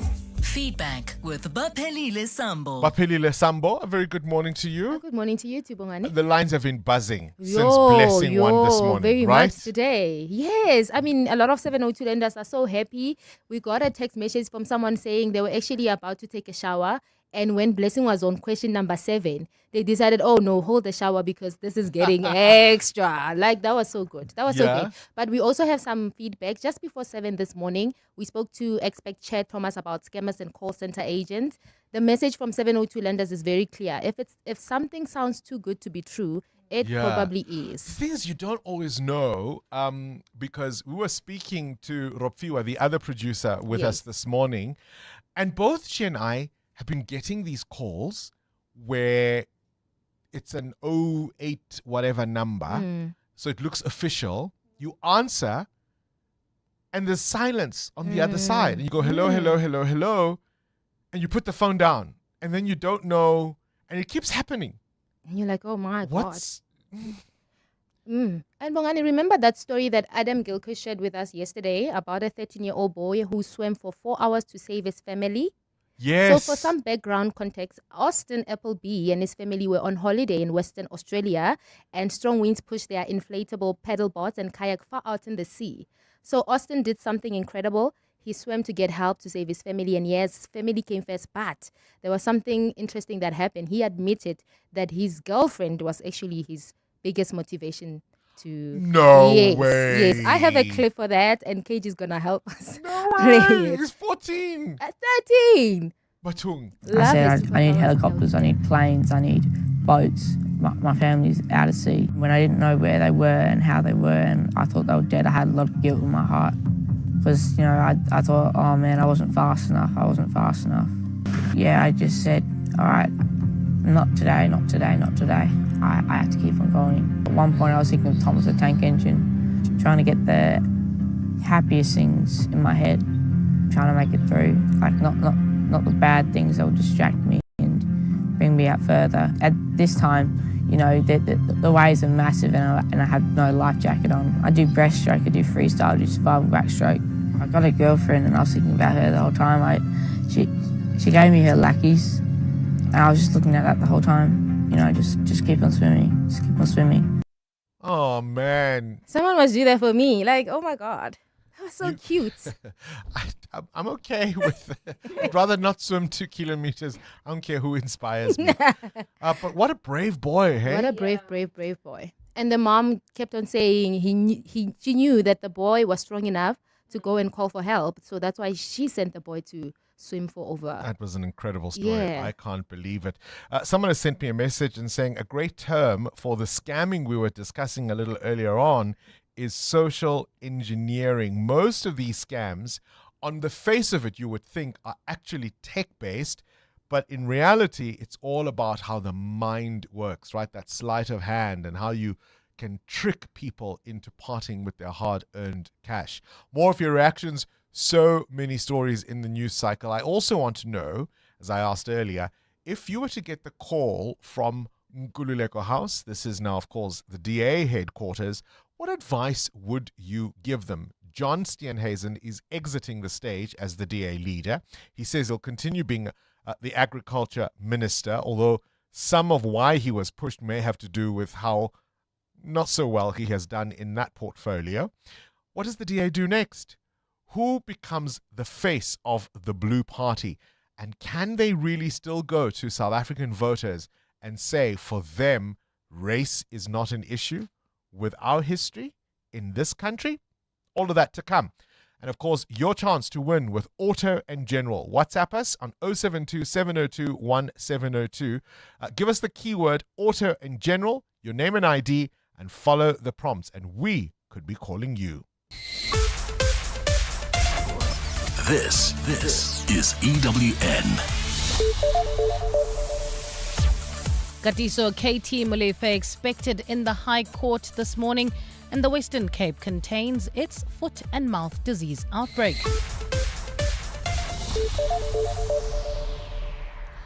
Good morning, I'm Bali Dlamini.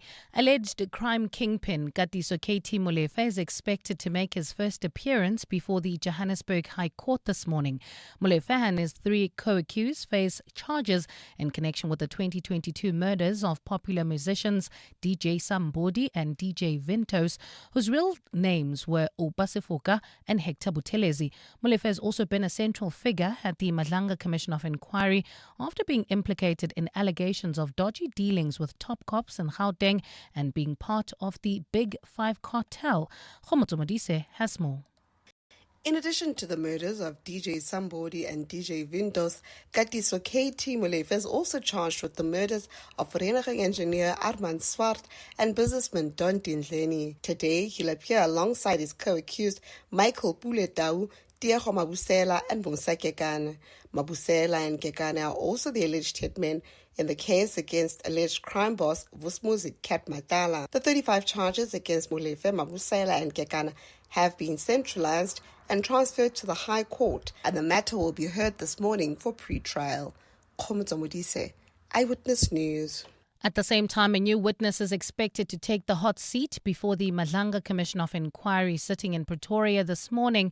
Due to safety concerns, the Commission has opted not to share the identities of new witnesses until the 11th hour.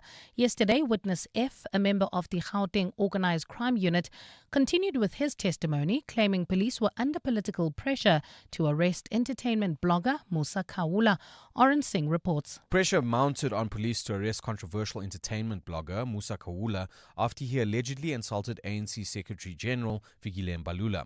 This is according to Gauteng Organised Crime member Witness F, who testified at the Madlanga Commission of Inquiry yesterday. He said former Deputy National Police Commissioner Shadrack Sibia instructed him to act with urgency in arresting Kaula. He said this guy insulted a member of parliament. It's Mr. Fikile Mbalula. The other one is Mr. Z, but he mentioned me that he's getting a pressure of the deputy minister. Witness F will continue with his testimony tomorrow, with a new witness set down to appear this morning. Aaron Singh, Eyewitness News. The Umkhonto weSizwe party says Brian Molefe's resignation from the House will allow him to focus on building the organization's financial sustainability. The former Eskom CEO resigned from his seat in the National Assembly yesterday. His resignation comes a few weeks after he was announced as the MK's Treasurer General, the party's fourth one in just 2 years. Thabiso Koba has more. Former Eskom CEO Brian Molefe was sworn in as a Member of Parliament for the MK party in August 2024. He was sworn in alongside former PRASA CEO Lucky Montana and former Transnet CEO Siyabonga Gama. The three men led the state-owned entities under former state president and now MK party leader Jacob Zuma. Another commonality between them is that they all left their jobs under a cloud of corruption and were implicated in the state's capture reports. While they have never been convicted, Molefe and Gama are currently out on bail for a corruption matter. Meanwhile, Montana resigned last year as an MK party MP, dropping out of politics altogether. Thabiso Koba, Eyewitness News. Western Cape Premier Alan Wendy says an outbreak of foot and mouth disease in the province has been contained. Wendy was briefed briefed on efforts by the province's agricultural stakeholders to manage the disease yesterday. The Premier says officials are determined to ensure the livestock industry is protected in the province. Carlo Peterson has more. Western Cape Premier Alan Winde commended the province's Department of Agriculture for containing the recent outbreak of foot and mouth disease in the province. Winde says the next risk is outbreaks on the boundary of the province near the Eastern Cape. We will be upgrading our management at the border between the two provinces. That is our traffic department at our weigh bridges. Our vets will be also in place and making sure that we are training more and more of our traffic officers to be on the lookout. Winde says disaster management officials are also looking at measures to put further quarantines in place closer to the border. Carlo Peterson, Eyewitness News. And Australian police have charged a man with hundreds of child abuse offences after finding 23,000 sexually explicit images on his computer from children allegedly groomed online. Police say they've identified 459 victims from photos and videos that documented the 27-year-old's alleged crimes. Victims were aged between 7 and 15 and lived in Australia as well as abroad. It's alleged that the man actively targeted the victims on popular social media and gaming platforms between 2018 and 2025. Australia recently banned under-16s from a raft of the world's most popular social media platforms, in part citing an alarming rise in adult predators finding young victims online. Gold is trading at $4,930.89 an ounce. The rand is at 16.18 to the dollar, 22.05 to the pound, 19.08 to the euro, and Brent crude oil is at $67.33 a barrel. And in the traffic, we've got heavy traffic volumes in Sunny Hill along the N1 North approaching the Baklu interchange. And speaking of the Baklu, there's also queuing traffic on the M1 South between the Baklu turn-off and Marlborough Drive. And in your sports, Stellenbosch have knocked the defending champions Kaizer Chiefs out of the Nedbank Cup. Stellies advanced with Sundowns, who fought to a 2-1 win over Gomora United. Manchester City beat Newcastle 3-1. They'll meet Arsenal in the Carabao Cup final. And the Proteas lost to India by 30 runs in a World Cup warm-up match.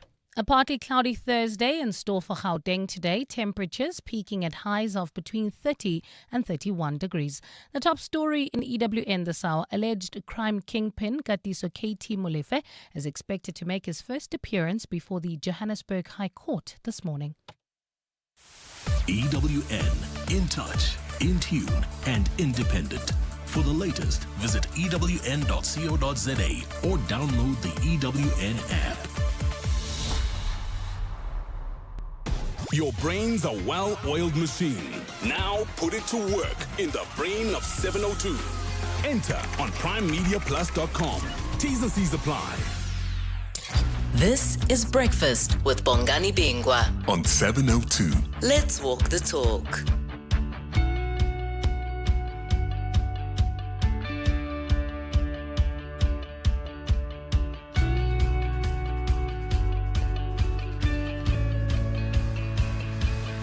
All right, here we go. Big stories in the news at the moment. Kagiso Molefe expected to make his first appearance before the Johannesburg Magistrates Court this morning. He and his three co-accused are facing charges in connection with the 22 murders of popular musicians DJ Somebody and DJ Vintos. Gosh, that's going to be a big one, certainly. A new witness taking the stand at the Madlanga Commission of Inquiry.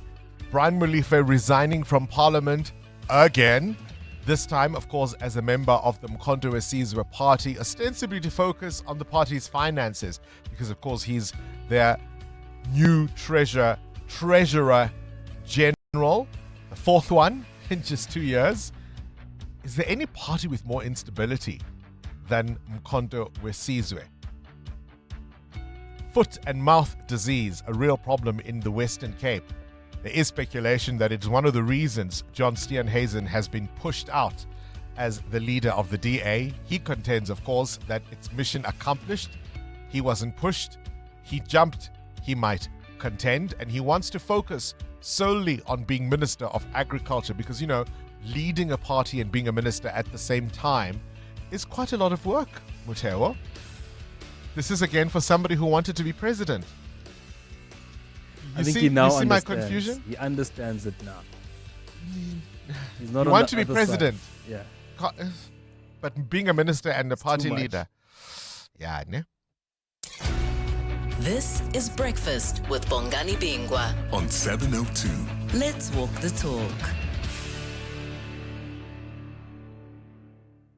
Yesterday, of course, we heard from Witness F at the Madlanga Commission of Inquiry. And I think one of the most extraordinary facts to emerge was the idea that Witness F was suggesting that the former acting National Police Commissioner, General Sibiya, directed him to provide a private citizen, right? This is Kagiso Matlala, with an arrest warrant. It was just one of those moments that made you think, huh? Don't know if you want to react to that. We played you some clips a little earlier on. There is speculation, the British Prime Minister Keir Starmer, that his days are numbered as leader of the Labour Party and even leader, or at least as Prime Minister in Parliament. This after it has emerged that his appointee as the ambassador to the US, Peter Mandelson, is embroiled in the Epstein saga, and he may have known but appointed him anyway. We gave 10,000 Rand a little earlier on to Little Blessing, who is 10 years old, winning the Whiz Quiz. And Kawazela wants to know, what's a subtle sign someone is actually smarter than they let on? And at what age is it appropriate to allow your children to attend funerals? Amo? I think if the person who's passed away is very close to the family line. For instance, I think I was 8 years old when I attended my first funeral, 8, 9, round about that age, and my grandmother had passed away, my grandmother from my father's side of the family, and I didn't understand why everybody was crying. I honestly didn't understand why my cousins were crying. I have a similar story, exactly Yeah. the same situation. 8 years old, grandmother passes away, cousins are sitting there crying, and then the joke becomes, Bongani is not crying. Yes, same thing to me. Same thing happened to me. Yeah. Because we were all kids, right? At what point is it appropriate to take your kids to a funeral? Let's talk. Good morning, Bongani and team. David here from Kempton Park. It just made me realize something. I actually didn't remember when was my first funeral. Then I just recalled that my first funeral was my mom's funeral, and I was just 12 years old. My children attended their father's funeral when they were 8, 12 and 15, and I felt really sad for them. I attended my first funeral when I was in my late 20s. It was my godfather, and all three of my children had actually met him as well. I think it's easier when there are quite a few other kids at the funeral. Where I think it becomes a really, really big challenge is if yours, or at least the child that is attending, is one of the few people their age. I think that's when it becomes a lot trickier for them to navigate. But if there are kids their age or of a similar age, close enough, and also linked similarly to the deceased, then I think it's probably not as difficult, because there's a sense that there are other people like them to experience this. But if they're the only ones, I think then it becomes tricky. Let's talk. We're listening. Morning, 702 lenders. This is Ndo here in Oliphants. Just wanted to weigh in on the issue of minimum wage. Minimum wage, it's good that people are not exploited. Equally, it's bad for small businesses, because if I can't afford to pay you 7,000, for an example, I can afford to pay you 4,000 to come and assist. That means I won't consider hiring you because of the minimum wage. If I pay you anything less, I'm going to be in trouble for paying you less. That's my 2 cents in this. Bongani team, I think this topic with the minimum wage is a timely one and a necessary topic. It's always so tricky, though, when there's various power dynamics also to factor in. And unfortunately, even if there was some kind of enforcement mechanism to make people pay, the the minimum wage in the case of a domestic worker versus, whoever is employing them. A lot of the domestic workers are in a position of a disadvantage because they're in a position of desperation.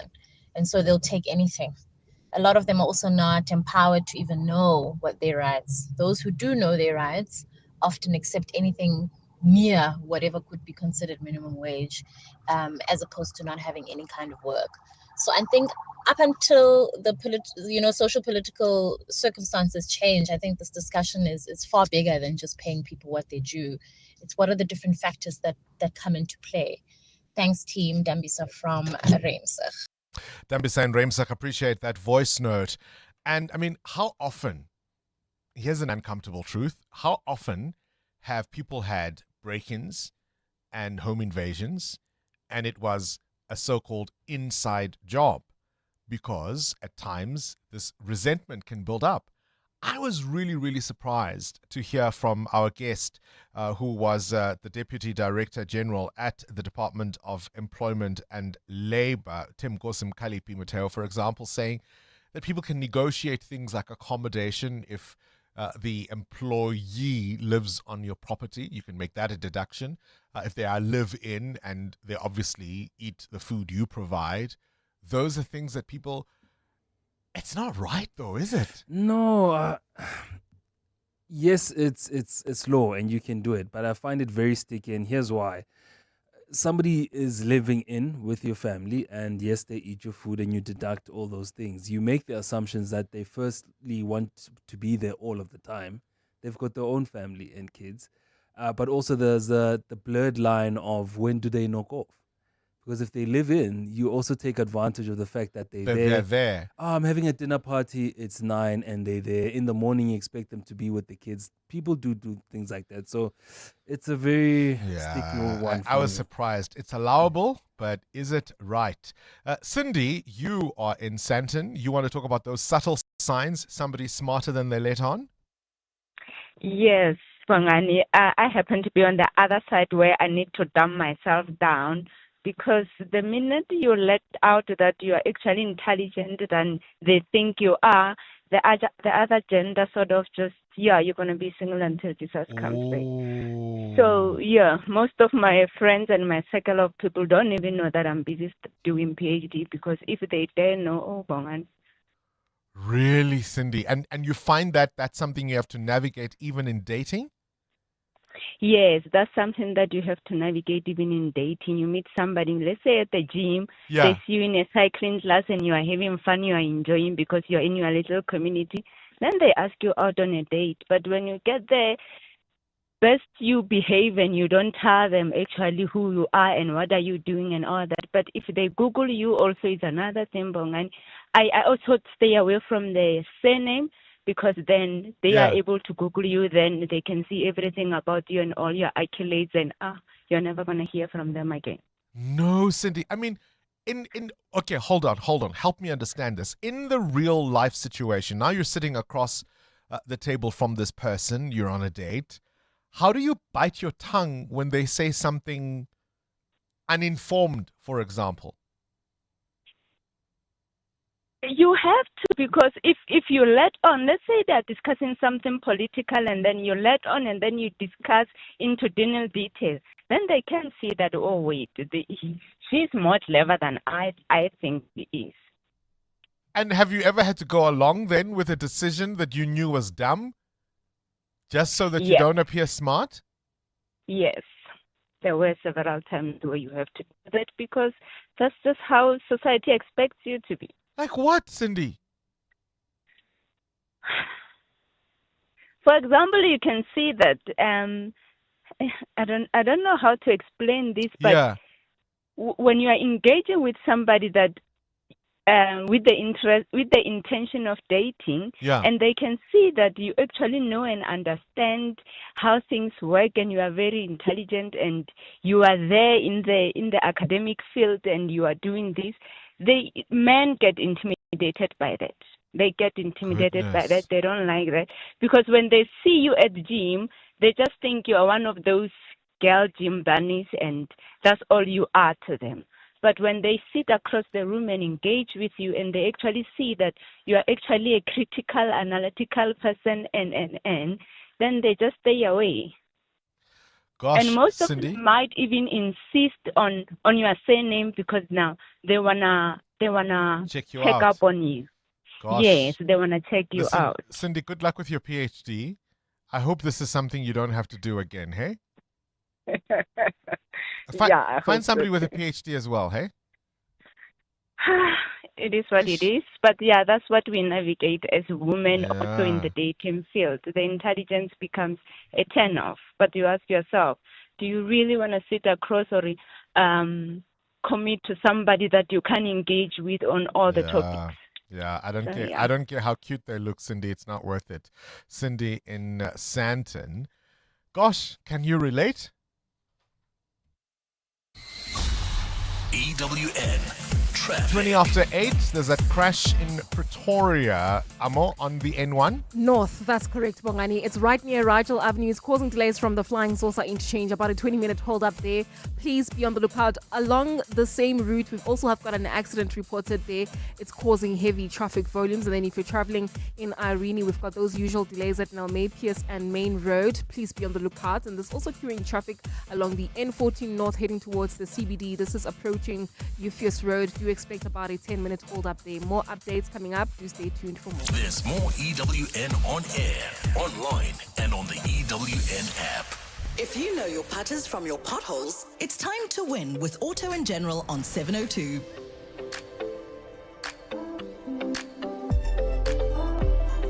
Auto and General is shifting your week into high gear here on 702.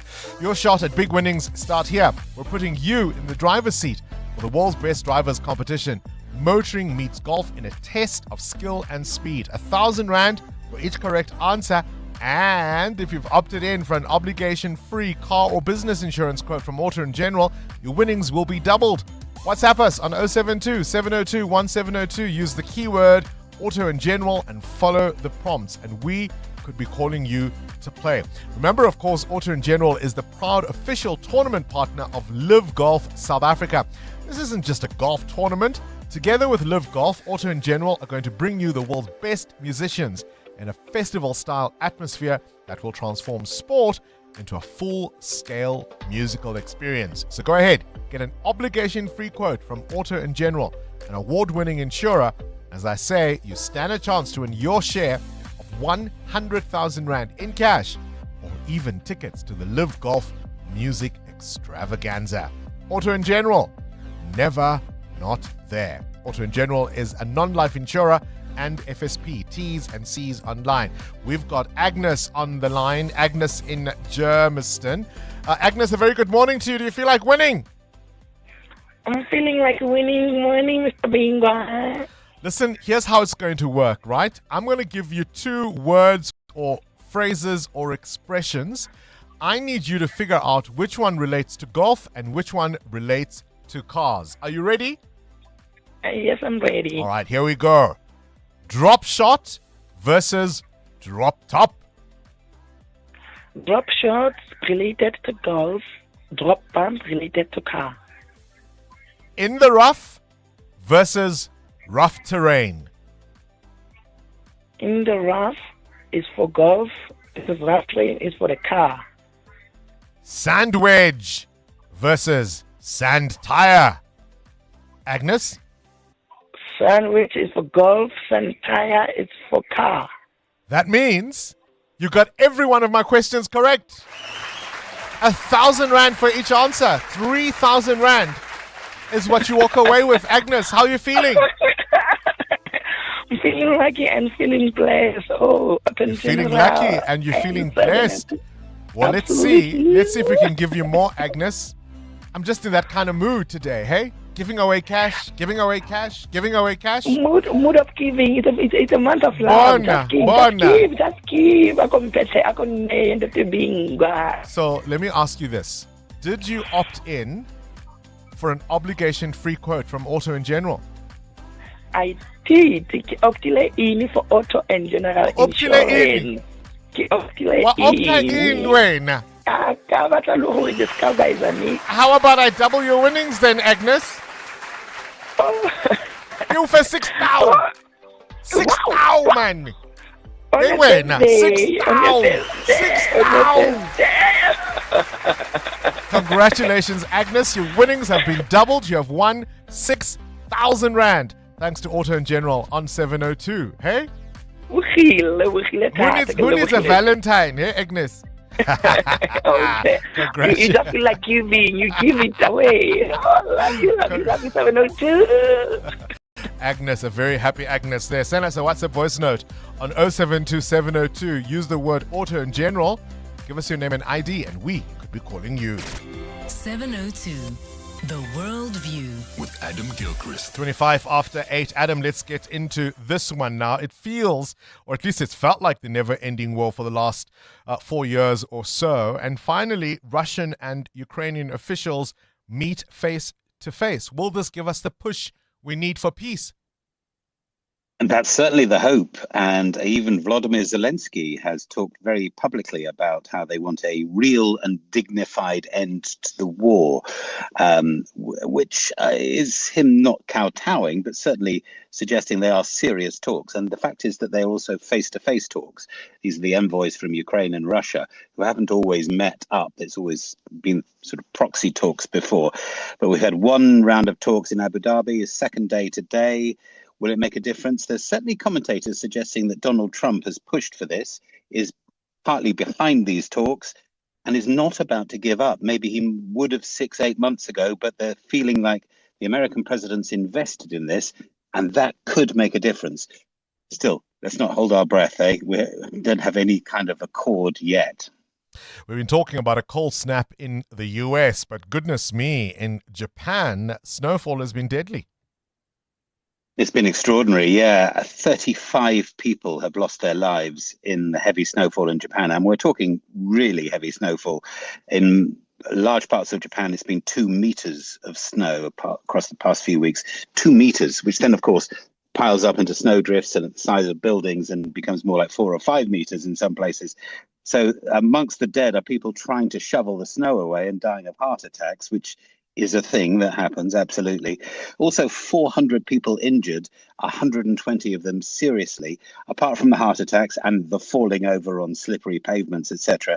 Also, plenty of reports of people falling off their roofs, trying to clear snow, feeling that it's dangerous to have a huge pile of snow up top. I mean, you get a sort of mini avalanche or it comes piling down on you, and people are literally falling off their own houses. So now there are search and rescue and task force teams deployed across Japan. But also, we're talking about this today on a Thursday. Apparently, there is more heavy snow forecast for Friday, Saturday, Sunday. So Japan's still going to be in for it. I mentioned the US. Let's go to Florida, where it's not people, but it's iguanas falling from trees because of the inclement weather. Because it's been so chilly, exactly that. And lizards don't like chilly weather, which is why they hang out in warmer climes, usually like Florida. But because the temperature's gone down to below 10 degrees Celsius, so 8-9 degrees in Florida, they're an invasive species, are iguanas, and they like to either burrow into people's gardens and nest there, or into their roofs, or hang out in trees. And it's particularly the iguanas in trees. They get this thing called cold stunning, whereby their system essentially shuts down to preserve itself. If the temperature gets too cold, they can't cling on anymore. Down they come. So Florida's wildlife agency has asked the public to capture any iguanas they find lying about. And it's thought 5,000 have been turned in so far. 5,000 iguanas. And yes, iguana is now appearing on the menu. Apparently there is one pizza parlor already that's got iguana as a pizza topping. They are called the chicken of the trees, and you get why now. Gosh, we're no longer going to say it's raining cats and dogs. It's raining iguanas. Adam Gilchrist with this morning's Worldview.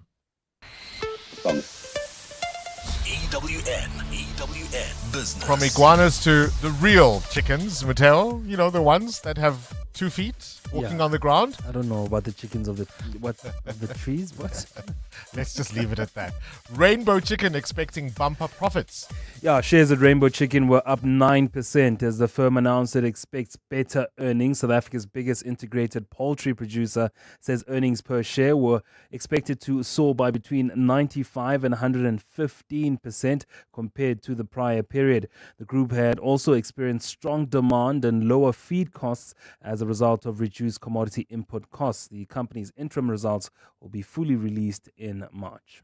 Sea Harvest marking deep profits. So we're into our white meat, aren't we? Yeah, shares in aquaculture group Sea Harvest rose more than 6% after it said it expects nearly 300% growth in full year earnings. Sea Harvest says it expects headline earnings for the year to end December to surge more than threefold for the period, marking a turnaround from the group. Despite major losses in parts of its business. The surge was mainly driven by Sea Harvest's core fishing operations, where the group benefited from higher catch volumes, better pricing, and tighter cost controls. The pelagic division, which does open sea fishing, also posting better results as productivity improved. Your indicators? The rand still flat this morning at 16 rand 16 cents against the US dollar, 19.05 against the euro, and exactly 22 rand against the British pound. Price of gold is down 1% at $4,911 an ounce, while platinum is at $2,077 an ounce. Spring crude creeping towards that $70 mark at $67.98 a barrel. That's your morning business. Stephen Grotes with more this afternoon. Time now for your latest Eyewitness News. Don't forget another chance to find out who is smart in Gauteng with a brain of 702. But in Mbali Dlamini, we start at Nkululeko House. That's correct, Bongani. A very good morning. With DA leader John Steenhuisen officially out of the party's leadership race, the attention is now shifting to Cape Town Mayor Jordan Hill-Lewis and whether he will step up to the plate. In a message to his city caucus just yesterday, Hill-Lewis says if he does decide to stand, it won't be at the expense of giving up the mayoral chain. Up until now, Hill-Lewis has always ruled out competing against Steenhuisen for the party's top job. Lindsay Dentlinger takes a look. From one of the party's youngest parliamentarians under the leadership of John Steenhuisen to the City Hall, Mayor Jordan Hill-Lewis has praised Steenhuisen for steadying the DA ship during turbulent times. In his mission accomplished speech made in his hometown of Durban yesterday, Steenhuisen named Hill-Lewis as among the party's rising stars, whom he had nurtured. In a note to the DA's Cape Town Metro caucus shortly afterwards, Hill-Lewis said within minutes of Steenhuisen's announcement, his phone was already abuzz with queries about his intentions. But he says before he makes any decisions, he has to speak to his caucus first. He's made it clear that whatever route he takes, leaving the city is not part of the plan. Hill-Lewis says he's incredibly proud of his team and what they've achieved over the last 5 years. After all, Hill-Lewis says his caucus has been quite a lacquer bunch of people to work with. Lindsay Dentlinger, Eyewitness News. 6 of the 8 Milnerton High School learners charged with various counts of assault are said to be expelled from the school. The 8 learners were hauled before the Cape Town Magistrates Court following a video of alleged bullying which went viral in October last year. Following the incident, the school's governing body made recommendations for 6 of the learners to be expelled following a disciplinary hearing. The recommendation documents were sent to the Western Cape Education Department last month to be considered by the head of that department. Spokesperson Bronner Hammond. The Western Cape Education Department can confirm that the head of department has upheld the recommendation by the school governing body of Milnerton High School to expel 6 learners from the school following the outcome of disciplinary processes. We shift our focus to this now. There has been some much-needed reprieve for farmers following 2 key developments in their favour this week.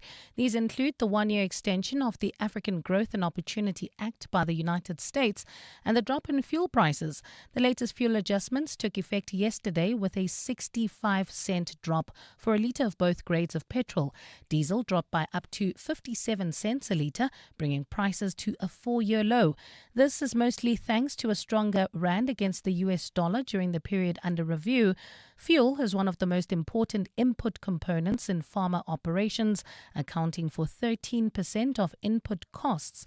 FNB's senior economist Koketso Mano says the reduced cost pressures will benefit the grain and oilseed industry. Let's look into the market forces, which suggest that Brent crude oil prices are starting to ease from recent highs. So as the risk premium that was driven by heightened geopolitical tensions, especially between the US and Iran, as those fade, the market returns to focusing on the fundamentals, right? So the market oversupply is expected to grow this year, and that should keep prices contained. And talks between Russia, the Ukraine and the United States are set to enter a second day in Abu Dhabi today. The deliberations are aimed at ending Moscow's nearly 4-year invasion of the Ukraine. The US-mediated talks saw the latest chapter in the so far unsuccessful diplomatic effort to halt the war. Day one of the talks yesterday concluded with Kyiv describing the negotiations as substantive and productive. The conflict is Europe's deadliest since World War II, with hundreds of thousands of people killed, millions forced to flee their homes, and much of eastern and southern Ukraine destroyed. A partly cloudy Thursday in store for Gauteng today. Temperatures have peaked at highs of between 30 and 31 degrees. And in the traffic, we've got bumper-to-bumper traffic on the N1 North. This is between John Forster Drive and Rigel Avenue. It is due to a major accident scene that's causing these delays, about a 20-minute hold-up in the city of Tshwane. As a result, the R21 North is also affected just as you approach the Flying Saucer interchange. Please be on the lookout. The top story in EWN, with DA leader John Steenhuisen officially out of the party's leadership race, the attention is now shifting to Cape Town Mayor Jordan Hill-Lewis. There's a song that goes, "Money can't buy me love." And that's true. But then they told us all you need is love, which anybody with a mortgage will tell you most certainly is not true. Love won't pay your parking tickets or your student loan. It's also needy. It requires effort, availability, constant care. But more importantly, love requires time. And while money can't buy you love, it can certainly free up some of your time. Time to spend on the things you love, with the people you love. And if you're looking, maybe even time to find the one you love. That's why, after 50 years of investing, we've learned that time is the greatest gift of all. And the good news is, if you invest early, time gives you money. And then money gives you more time to do the things you love. And don't you love that about investing? Ellen Gray, long-term investing. Ellen Gray is an authorized FSP. Stop and think. Will you survive the AI revolution or thrive?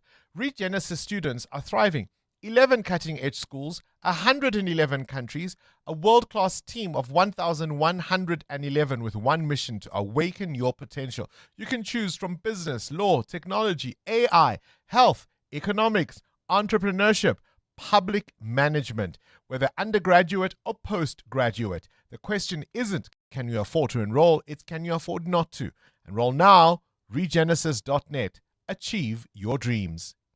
702. WhatsApp Bongani on 072 702 1702. Hi, good morning, Bongs. Those calls you get where you answer but no one speaks, or it just hangs up after a few seconds. It's call center agents trying to get their calls up, trying to reach their targets for the day. So they just call numbers and they just hang up when the people answer. Hi, Bongani. So if someone calls you and they're dead silent, they don't say anything. So when you pick up the phone, wait for that person to talk. If they're silent, stay silent until you can drop that call. Because these people now record your voice and they'll use your voice to scam other people. Like they would call your mother and ask for money. Such things. So be careful. Hi, Bongani. Good morning. That story about call center scams, it is so true. A friend of mine got a job as a call center agent, but then she said she realized that people are phoning back. They're complaining that they're not getting their money back on the investment. And then she asked the manager, because she saw there were many complaints. It's like, what's happening? Like, I keep getting calls. The manager just kept on saying, just forward them to so-and-so. for them to so and so. She kept on forwarding the call up until she's like, no man, why is there so many people complaining about not receiving their monies back? And the manager just said it's because they're not getting the monies back. And then she was like, oh my God, that was it. That's when she left. That's when she realized that she's working in actually a scam, not an actual investment call center.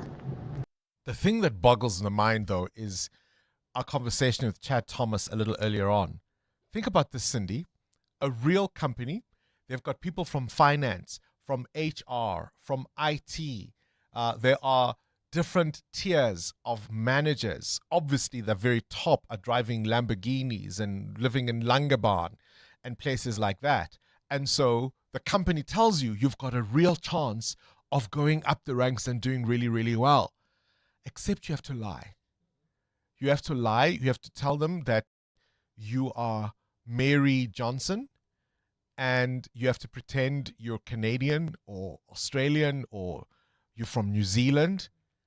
And your job is to convince retirees in those countries to part with their hard-earned cash, their retirement savings. And the thing that nabs me about the story is that, and they're estimated to have made billions over nearly a decade, all out of South Africa. The thing that gets me is that the people, the foot soldiers, the people who are doing this, weren't the kingpins raking in the billions. It was ordinary folk earning, 20,000 Rand a month. But knowing that they were phoning people and lying to them and reeling them in, because it wasn't just one phone call. They wouldn't just phone you, hi, give me your retirement savings.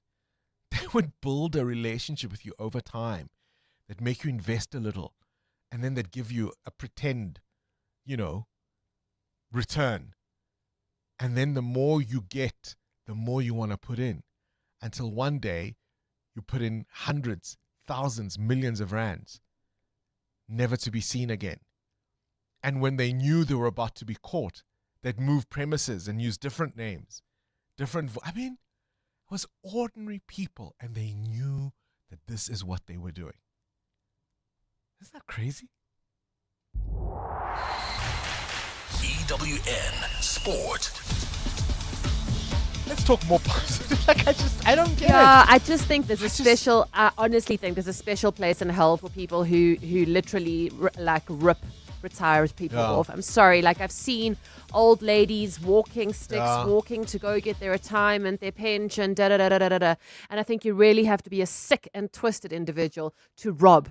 Firstly, from anybody, but from the elderly, it's just inhumane. It's that cognitive dissonance thing where they saw it. These people were far away. These people were overseas. These people were in a first world country. Whatever little justification they had in their heads, they did it. We even see it locally, though. We see it locally, and people are just scammed out of their retirement while you go and enjoy your earnings at Louis Vuitton and popping bottles on a weekend. Somebody reminded me of The Beekeeper. I don't know if you've seen that movie. It's a Jason Statham, whatever, movie. And this old lady is conned in exactly this kind of fashion, except she has Jason Statham in her life. And so he goes out to get the con artists. But that's in the movies. Just back on that person who says that they record your voice. It was one of the credible news agencies that published an article that did say what happens is they record your voice and then they get into your WhatsApp and they call your loved ones and use AI to replicate your voice and ask for money. So I've had this conversation with my mom, and I've said to her, unless I speak like this to you, and I've explained to her what I would do, do not believe that I would want money. And ask money. Yeah. Jeepers. Or call me back. Crazy. Hang up and call me back. Yeah, because I've been saying, the thing about being scammed is we think we know how it's going to arrive. We don't. We know the packaging, right? And I was saying, I keep getting these calls, and there's no one on the other side. Firstly, I very rarely will pick up my phone if you're calling me and I don't know you. And even if I do at times, don't call me, text me. But every now and again, you sort of just pick up, and then there's nobody there, and you think, what's going on? So sometimes they're not recording you for that reason. Sometimes when there's silence, I also keep quiet, right? Sometimes they've got these bots that dial a whole lot of cell phone numbers to see if there are humans on the other side. And if you say hello, I promise you within an hour you'll have a human phoning you to sell you something. So it's almost like they're testing the line to see if anybody's Whose number there. is real. Yeah. Gosh. The Proteas are going to start their World Cup campaign. This is the T20 World Cup. Yeah. We are playing the mighty Canada, only on Monday, but it's obviously not cause for concern. But last night, Proteas losing to India by 30 runs in a warm-up game. India posted 240 for 5. Kishan top scored with 53 from 20 before he retired out. In reply, the Proteas 210 for 7. Stubbs not out on 45. Rickleton made 44. Markram retired out on 38. De Kock didn't play. Off the field, the Proteas appointed former all-rounder Albie Morkel as a specialist consultant for the tournament. Yeah, specialist consultant is an interesting word. To me, it's anything I can do to help this team to win a World Cup, whether it's bowling, batting, fielding, a few tactics. So that's what I focus on, not only on one discipline. Off the field, to really try and help the guys with the experience I've got in India to see if we can get over the line. Nedbank Cup defending champions Kaizer Chiefs are out of the tournament. They lost to Stellenbosch 2-1. EWN Sports' Kieran Thompson was there. An entertaining encounter unfolded in the Cape as Stellenbosch hosted the defending champions. The Amakosi enjoyed a brighter start, but it was the hosts who opened the scoring from the penalty spot after Thabo Moloisane was fouled in the box. Ibrahim Jabbar converted from 9 yards before Devin Titus fired a rocket past Brandon Peterson. Flavio Silva got the Glamour Boys back in the game from the penalty spot just before the hour mark, setting up a tense finish. Stelli's coach Gavin Hunt described the clash as a proper cup tie. End-to-end stuff. It was a hell of a cup tie, I thought. It was a hell of a game on a very difficult pitch. And then you have to see it out, and I thought we did that well. It was important. Stellenbosch will be hoping the win can kickstart their season, with the sides set to meet in league action at the end of the month. Kieran Thompson, Eyewitness News Sport, DHL Stadium. Sundowns advanced the last 16 with a 2-1 win over Gomora United. Marke cancelling out Shalalile's opener, and then after the break, Morena came off the bench to score the winner. In the Carabao Cup, Manchester City will play Arsenal in the final at Wembley on March the 22nd. City beat Newcastle 3-1 to advance on a 5-1 aggregate. Mamush scoring 2 goals there. And the 2026 Six Nations Rugby kicks off tonight on a Thursday night, yes, with the defending champions France hosting Ireland at the Stade Francais. Many saying the winner of tonight's game will likely go on to lift the overall trophy. Kickoff is at 10 p.m. Cindy Paluta, Eyewitness News Sport. EWN Traffic. A final traffic update for the morning. Amo, it's been a busy one. Indeed, Bongani, especially if you're traveling in the nation's capital this morning. That accident is really a major one along the N1 North near Rigel Avenue. Delays from Water Avenue. There's also queuing traffic on the R21 North as a result of the scene as you approach the Flying Saucer turnoff. So if you're heading to the Tshwane CBD, please try to use the N14 North instead. Then if you are traveling in Tembisa, we've got another accident seen on the R21 North right near Olifantsfontein Road. Also remember those roadworks that are taking place along this route. And of course, another hot spot this morning along the M1 South between the Buccleuch Interchange and Bryanston Drive. So please continue driving with care. More updates coming up at the top of the hour. Stay tuned. There's more EWN on air, online, and on the EWN app. Do you suffer from heartburn and hyperacidity? To relieve heartburn for the whole day and night with one tablet, a potent once-a-day treatment which was previously prescription only is now available over the counter. Ask your pharmacist for an over-the-counter, long-lasting heartburn treatment. Brought to you by Sandoz. It's official. Auto in General covers the world's best drivers. We're proud to be an official tournament partner of Live Golf South Africa 2026, the first on African soil. Stand to win tickets to the event and your share of 100,000 Rand. Here's to a world-class tournament. And the insurer that never misses. Auto in General, never not there. Auto in General is the licensed non-life insurer and FSP T's online. Coming up on the Clement Manyatela Show on 702. Clement Manyatela is on your radio between 9 and 12 and joins us now. Clement, so much going on in the news cycle. Someone said it feels like January lasted for 3 years, and I really agree with them. No, it feels like it's June already. I mean, just today, as a snapshot, right? We know John Steenhuisen is out for all the reasons, because a guy who wanted to be president says leading a party and being a minister is a lot of work. What a joke, my darling. Right? What a joke. There are those who are speculating Keir Starmer, his days are numbered as British Prime But Minister. you know how possible that is? He could reside in the next hour Anyway, because that is the UK. British politics are wild. So here's what we're it's gonna on the do. show, yeah. On the show. So we're gonna start by reflecting on what happened yesterday at the Madlanga Commission. The politicization and abuse of power and abuse of just even authority by law enforcement officers has been there for the longest time. The ANC has done this for the longest time. Go look at the high-level review panel on the State Security Agency and how it was politicized to protect Jacob Zuma.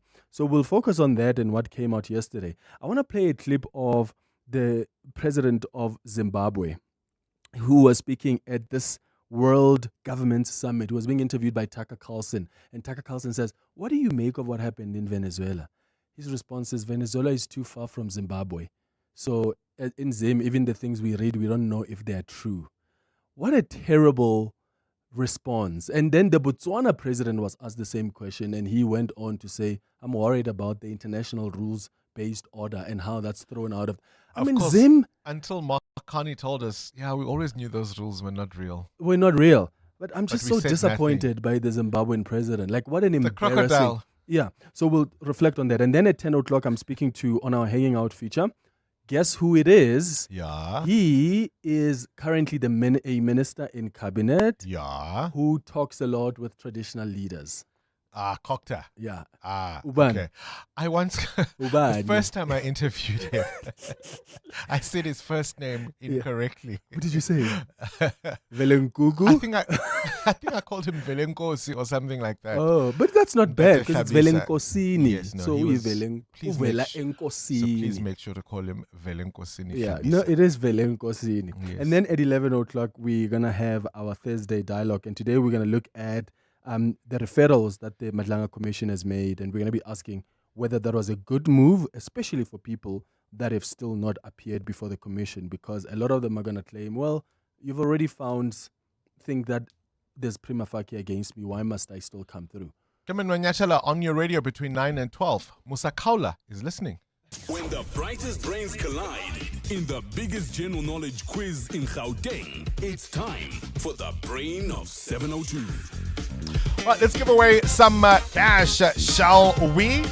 But not just cash. We are looking for brilliance on display. Prove your mental might. The Brain of 702. There's a chance for you to win a share of 130,000 Rand in cash. You could win 1,500 Rand for this round and another 1,500 Rand if you win at the end of the day on 702 Drive. The Brain of 702, your brain, our stage. As I say, the winner gets 1.5, another 1.5 on John Pullman's show this afternoon. They're standing at the end of the day. They will be crowned the Brain of the Day. Now, if they win on Friday afternoon, they will win 10,000 Rand as the Brain of the Week. The weekly Brain of 702. Ultimately, of course, 30,000 Rand in the kitty should they become the Brain of 702. We have our two contestants. Sudeshan, we spoke around about this time yesterday morning. You're still standing, my man. Good morning, Bongani. Good morning to the listeners. How many runs have you won so far? 3. You've won three already. So the cash is tallying up. You know how it all works. Stay on the line. You're up against Godfrey. Godfrey, you've got quite the winner in Sudeshan as your opponent. How are you feeling? Good morning, Bongani, and good morning to all the listeners. Bongani, the name is Jeffrey. Jeffrey, I beg your pardon. I thought it was Godfrey. Thank you, Bongani. It's I need new glasses. Because it actually says Jeffrey. So don't blame my producers. It's my fault. I apologize. Jeffrey, have you heard Sudeshan play? Yes, I have. Are you worried? Extremely worried, Bongani. Yes, he's very, very good. I think you can get it right. You just never know. I'll try my best. Good luck. Stay on the line, both of you. You know how it works. I've got 15 questions.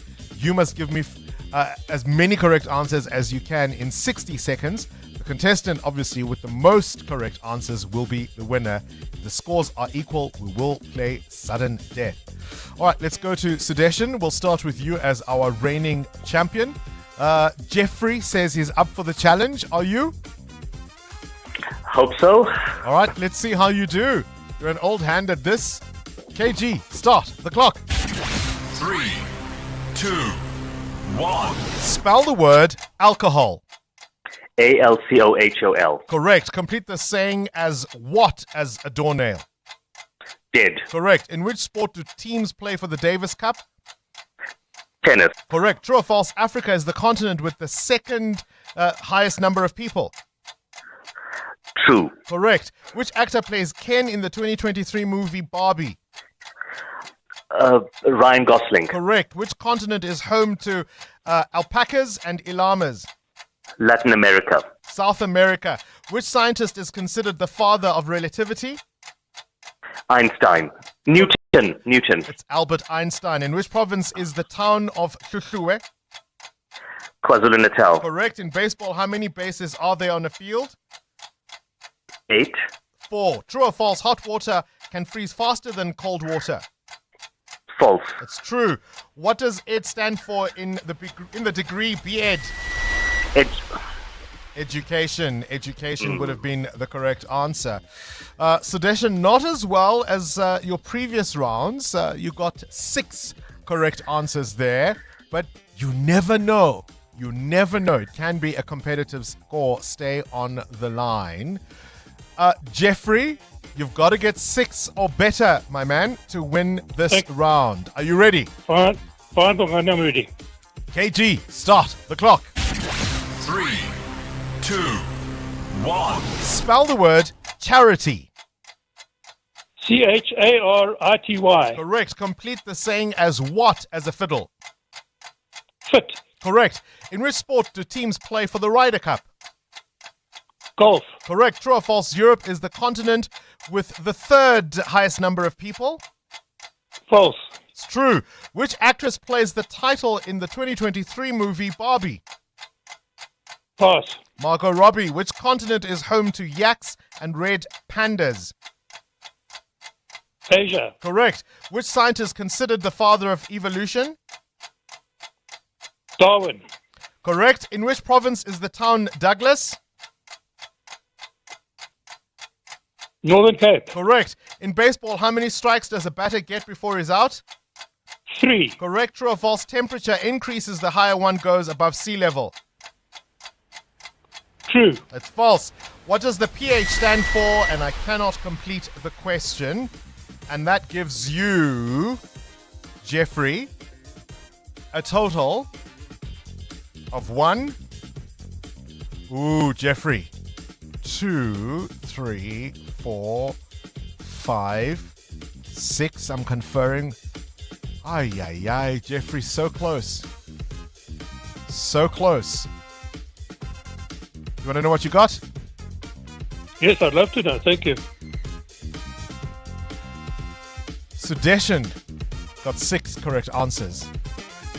Jeffrey, you got 7!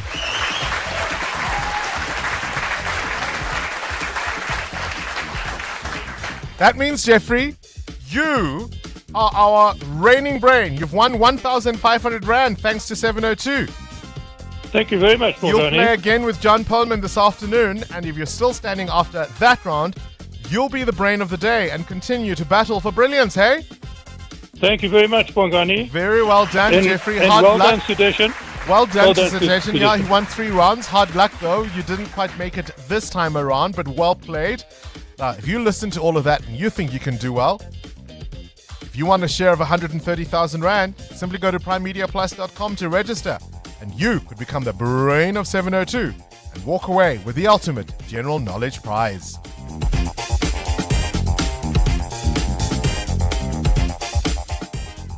When choosing a medical aid, look carefully at the benefits. Like the benefit of cover that does more than just pay a claim. It pays you for living healthier. With the Personal Health Fund from Discovery Health Medical Scheme. The benefit of checkups, dental visits and healthy choices, earning you up to 20,000 Rand on top of your medical savings account for day-to-day healthcare. Just another benefit that makes Discovery Health Medical Scheme for your health like no other. Speak to your financial advisor or visit discovery.co.za to get a quote. Discovery Health Medical Scheme is a registered medical scheme. All cars are designed to move. A Mazda is crafted to move you. Every line, every detail, form in motion, beauty with purpose. So that when you drive, you connect. Car and driver become one. One rhythm. Builds, holds, breaks free. The feeling will find you. Mazda. Wonder awaits. Auto in General is the proud official tournament partner of Live Golf South Africa. This is not just a golf tournament. Auto in General, together with Live Golf, are bringing you the world's best musicians in a festival-style atmosphere that will transform sport into a full-scale musical experience. Get an obligation-free quote from Auto in General, an award-winning insurer, and stand a chance to win your share of 100,000 Rand in cash or tickets to the Live Golf Music Extravaganza. Auto in General, never not there. Auto in General is a licensed non-life and FSP. T's and C's online. 702 podcasts are on 702.co.za. And that brings us to the end of this edition of 702 Breakfast. The Clement Manyatela Show starts now. Pen Katiso KT Molefe is expected to make his first appearance before the Johannesburg High Court this morning. Molefe and his 3 co-accused face charges in connection with the 2022 murders of popular musicians DJ Sambodi and DJ Vintos, whose real names were Upasifoka and Hector Buthelezi. Molefe has also been a central figure at the Madlanga Commission of Inquiry after being implicated in allegations of dodgy dealings with top cops in Gauteng and being part of the Big Five cartel. Khomoto Modise has more. In addition to the murders of DJ Sambodi and DJ Vintos, Katiso KT Molefe is also charged with the murders of vereniging engineer Armand Swart and businessman Don Tindleni. Today, he'll appear alongside his co-accused Michael Puletau, Tiago Mabusela and Bonsa Kekane. Mabusela and Kekane are also the alleged hitmen in the case against alleged crime boss Vusmuzi Kat Matala. The 35 charges against Molefe, Mabusela and Kekane have been centralized and transferred to the High Court, and the matter will be heard this morning for pre-trial.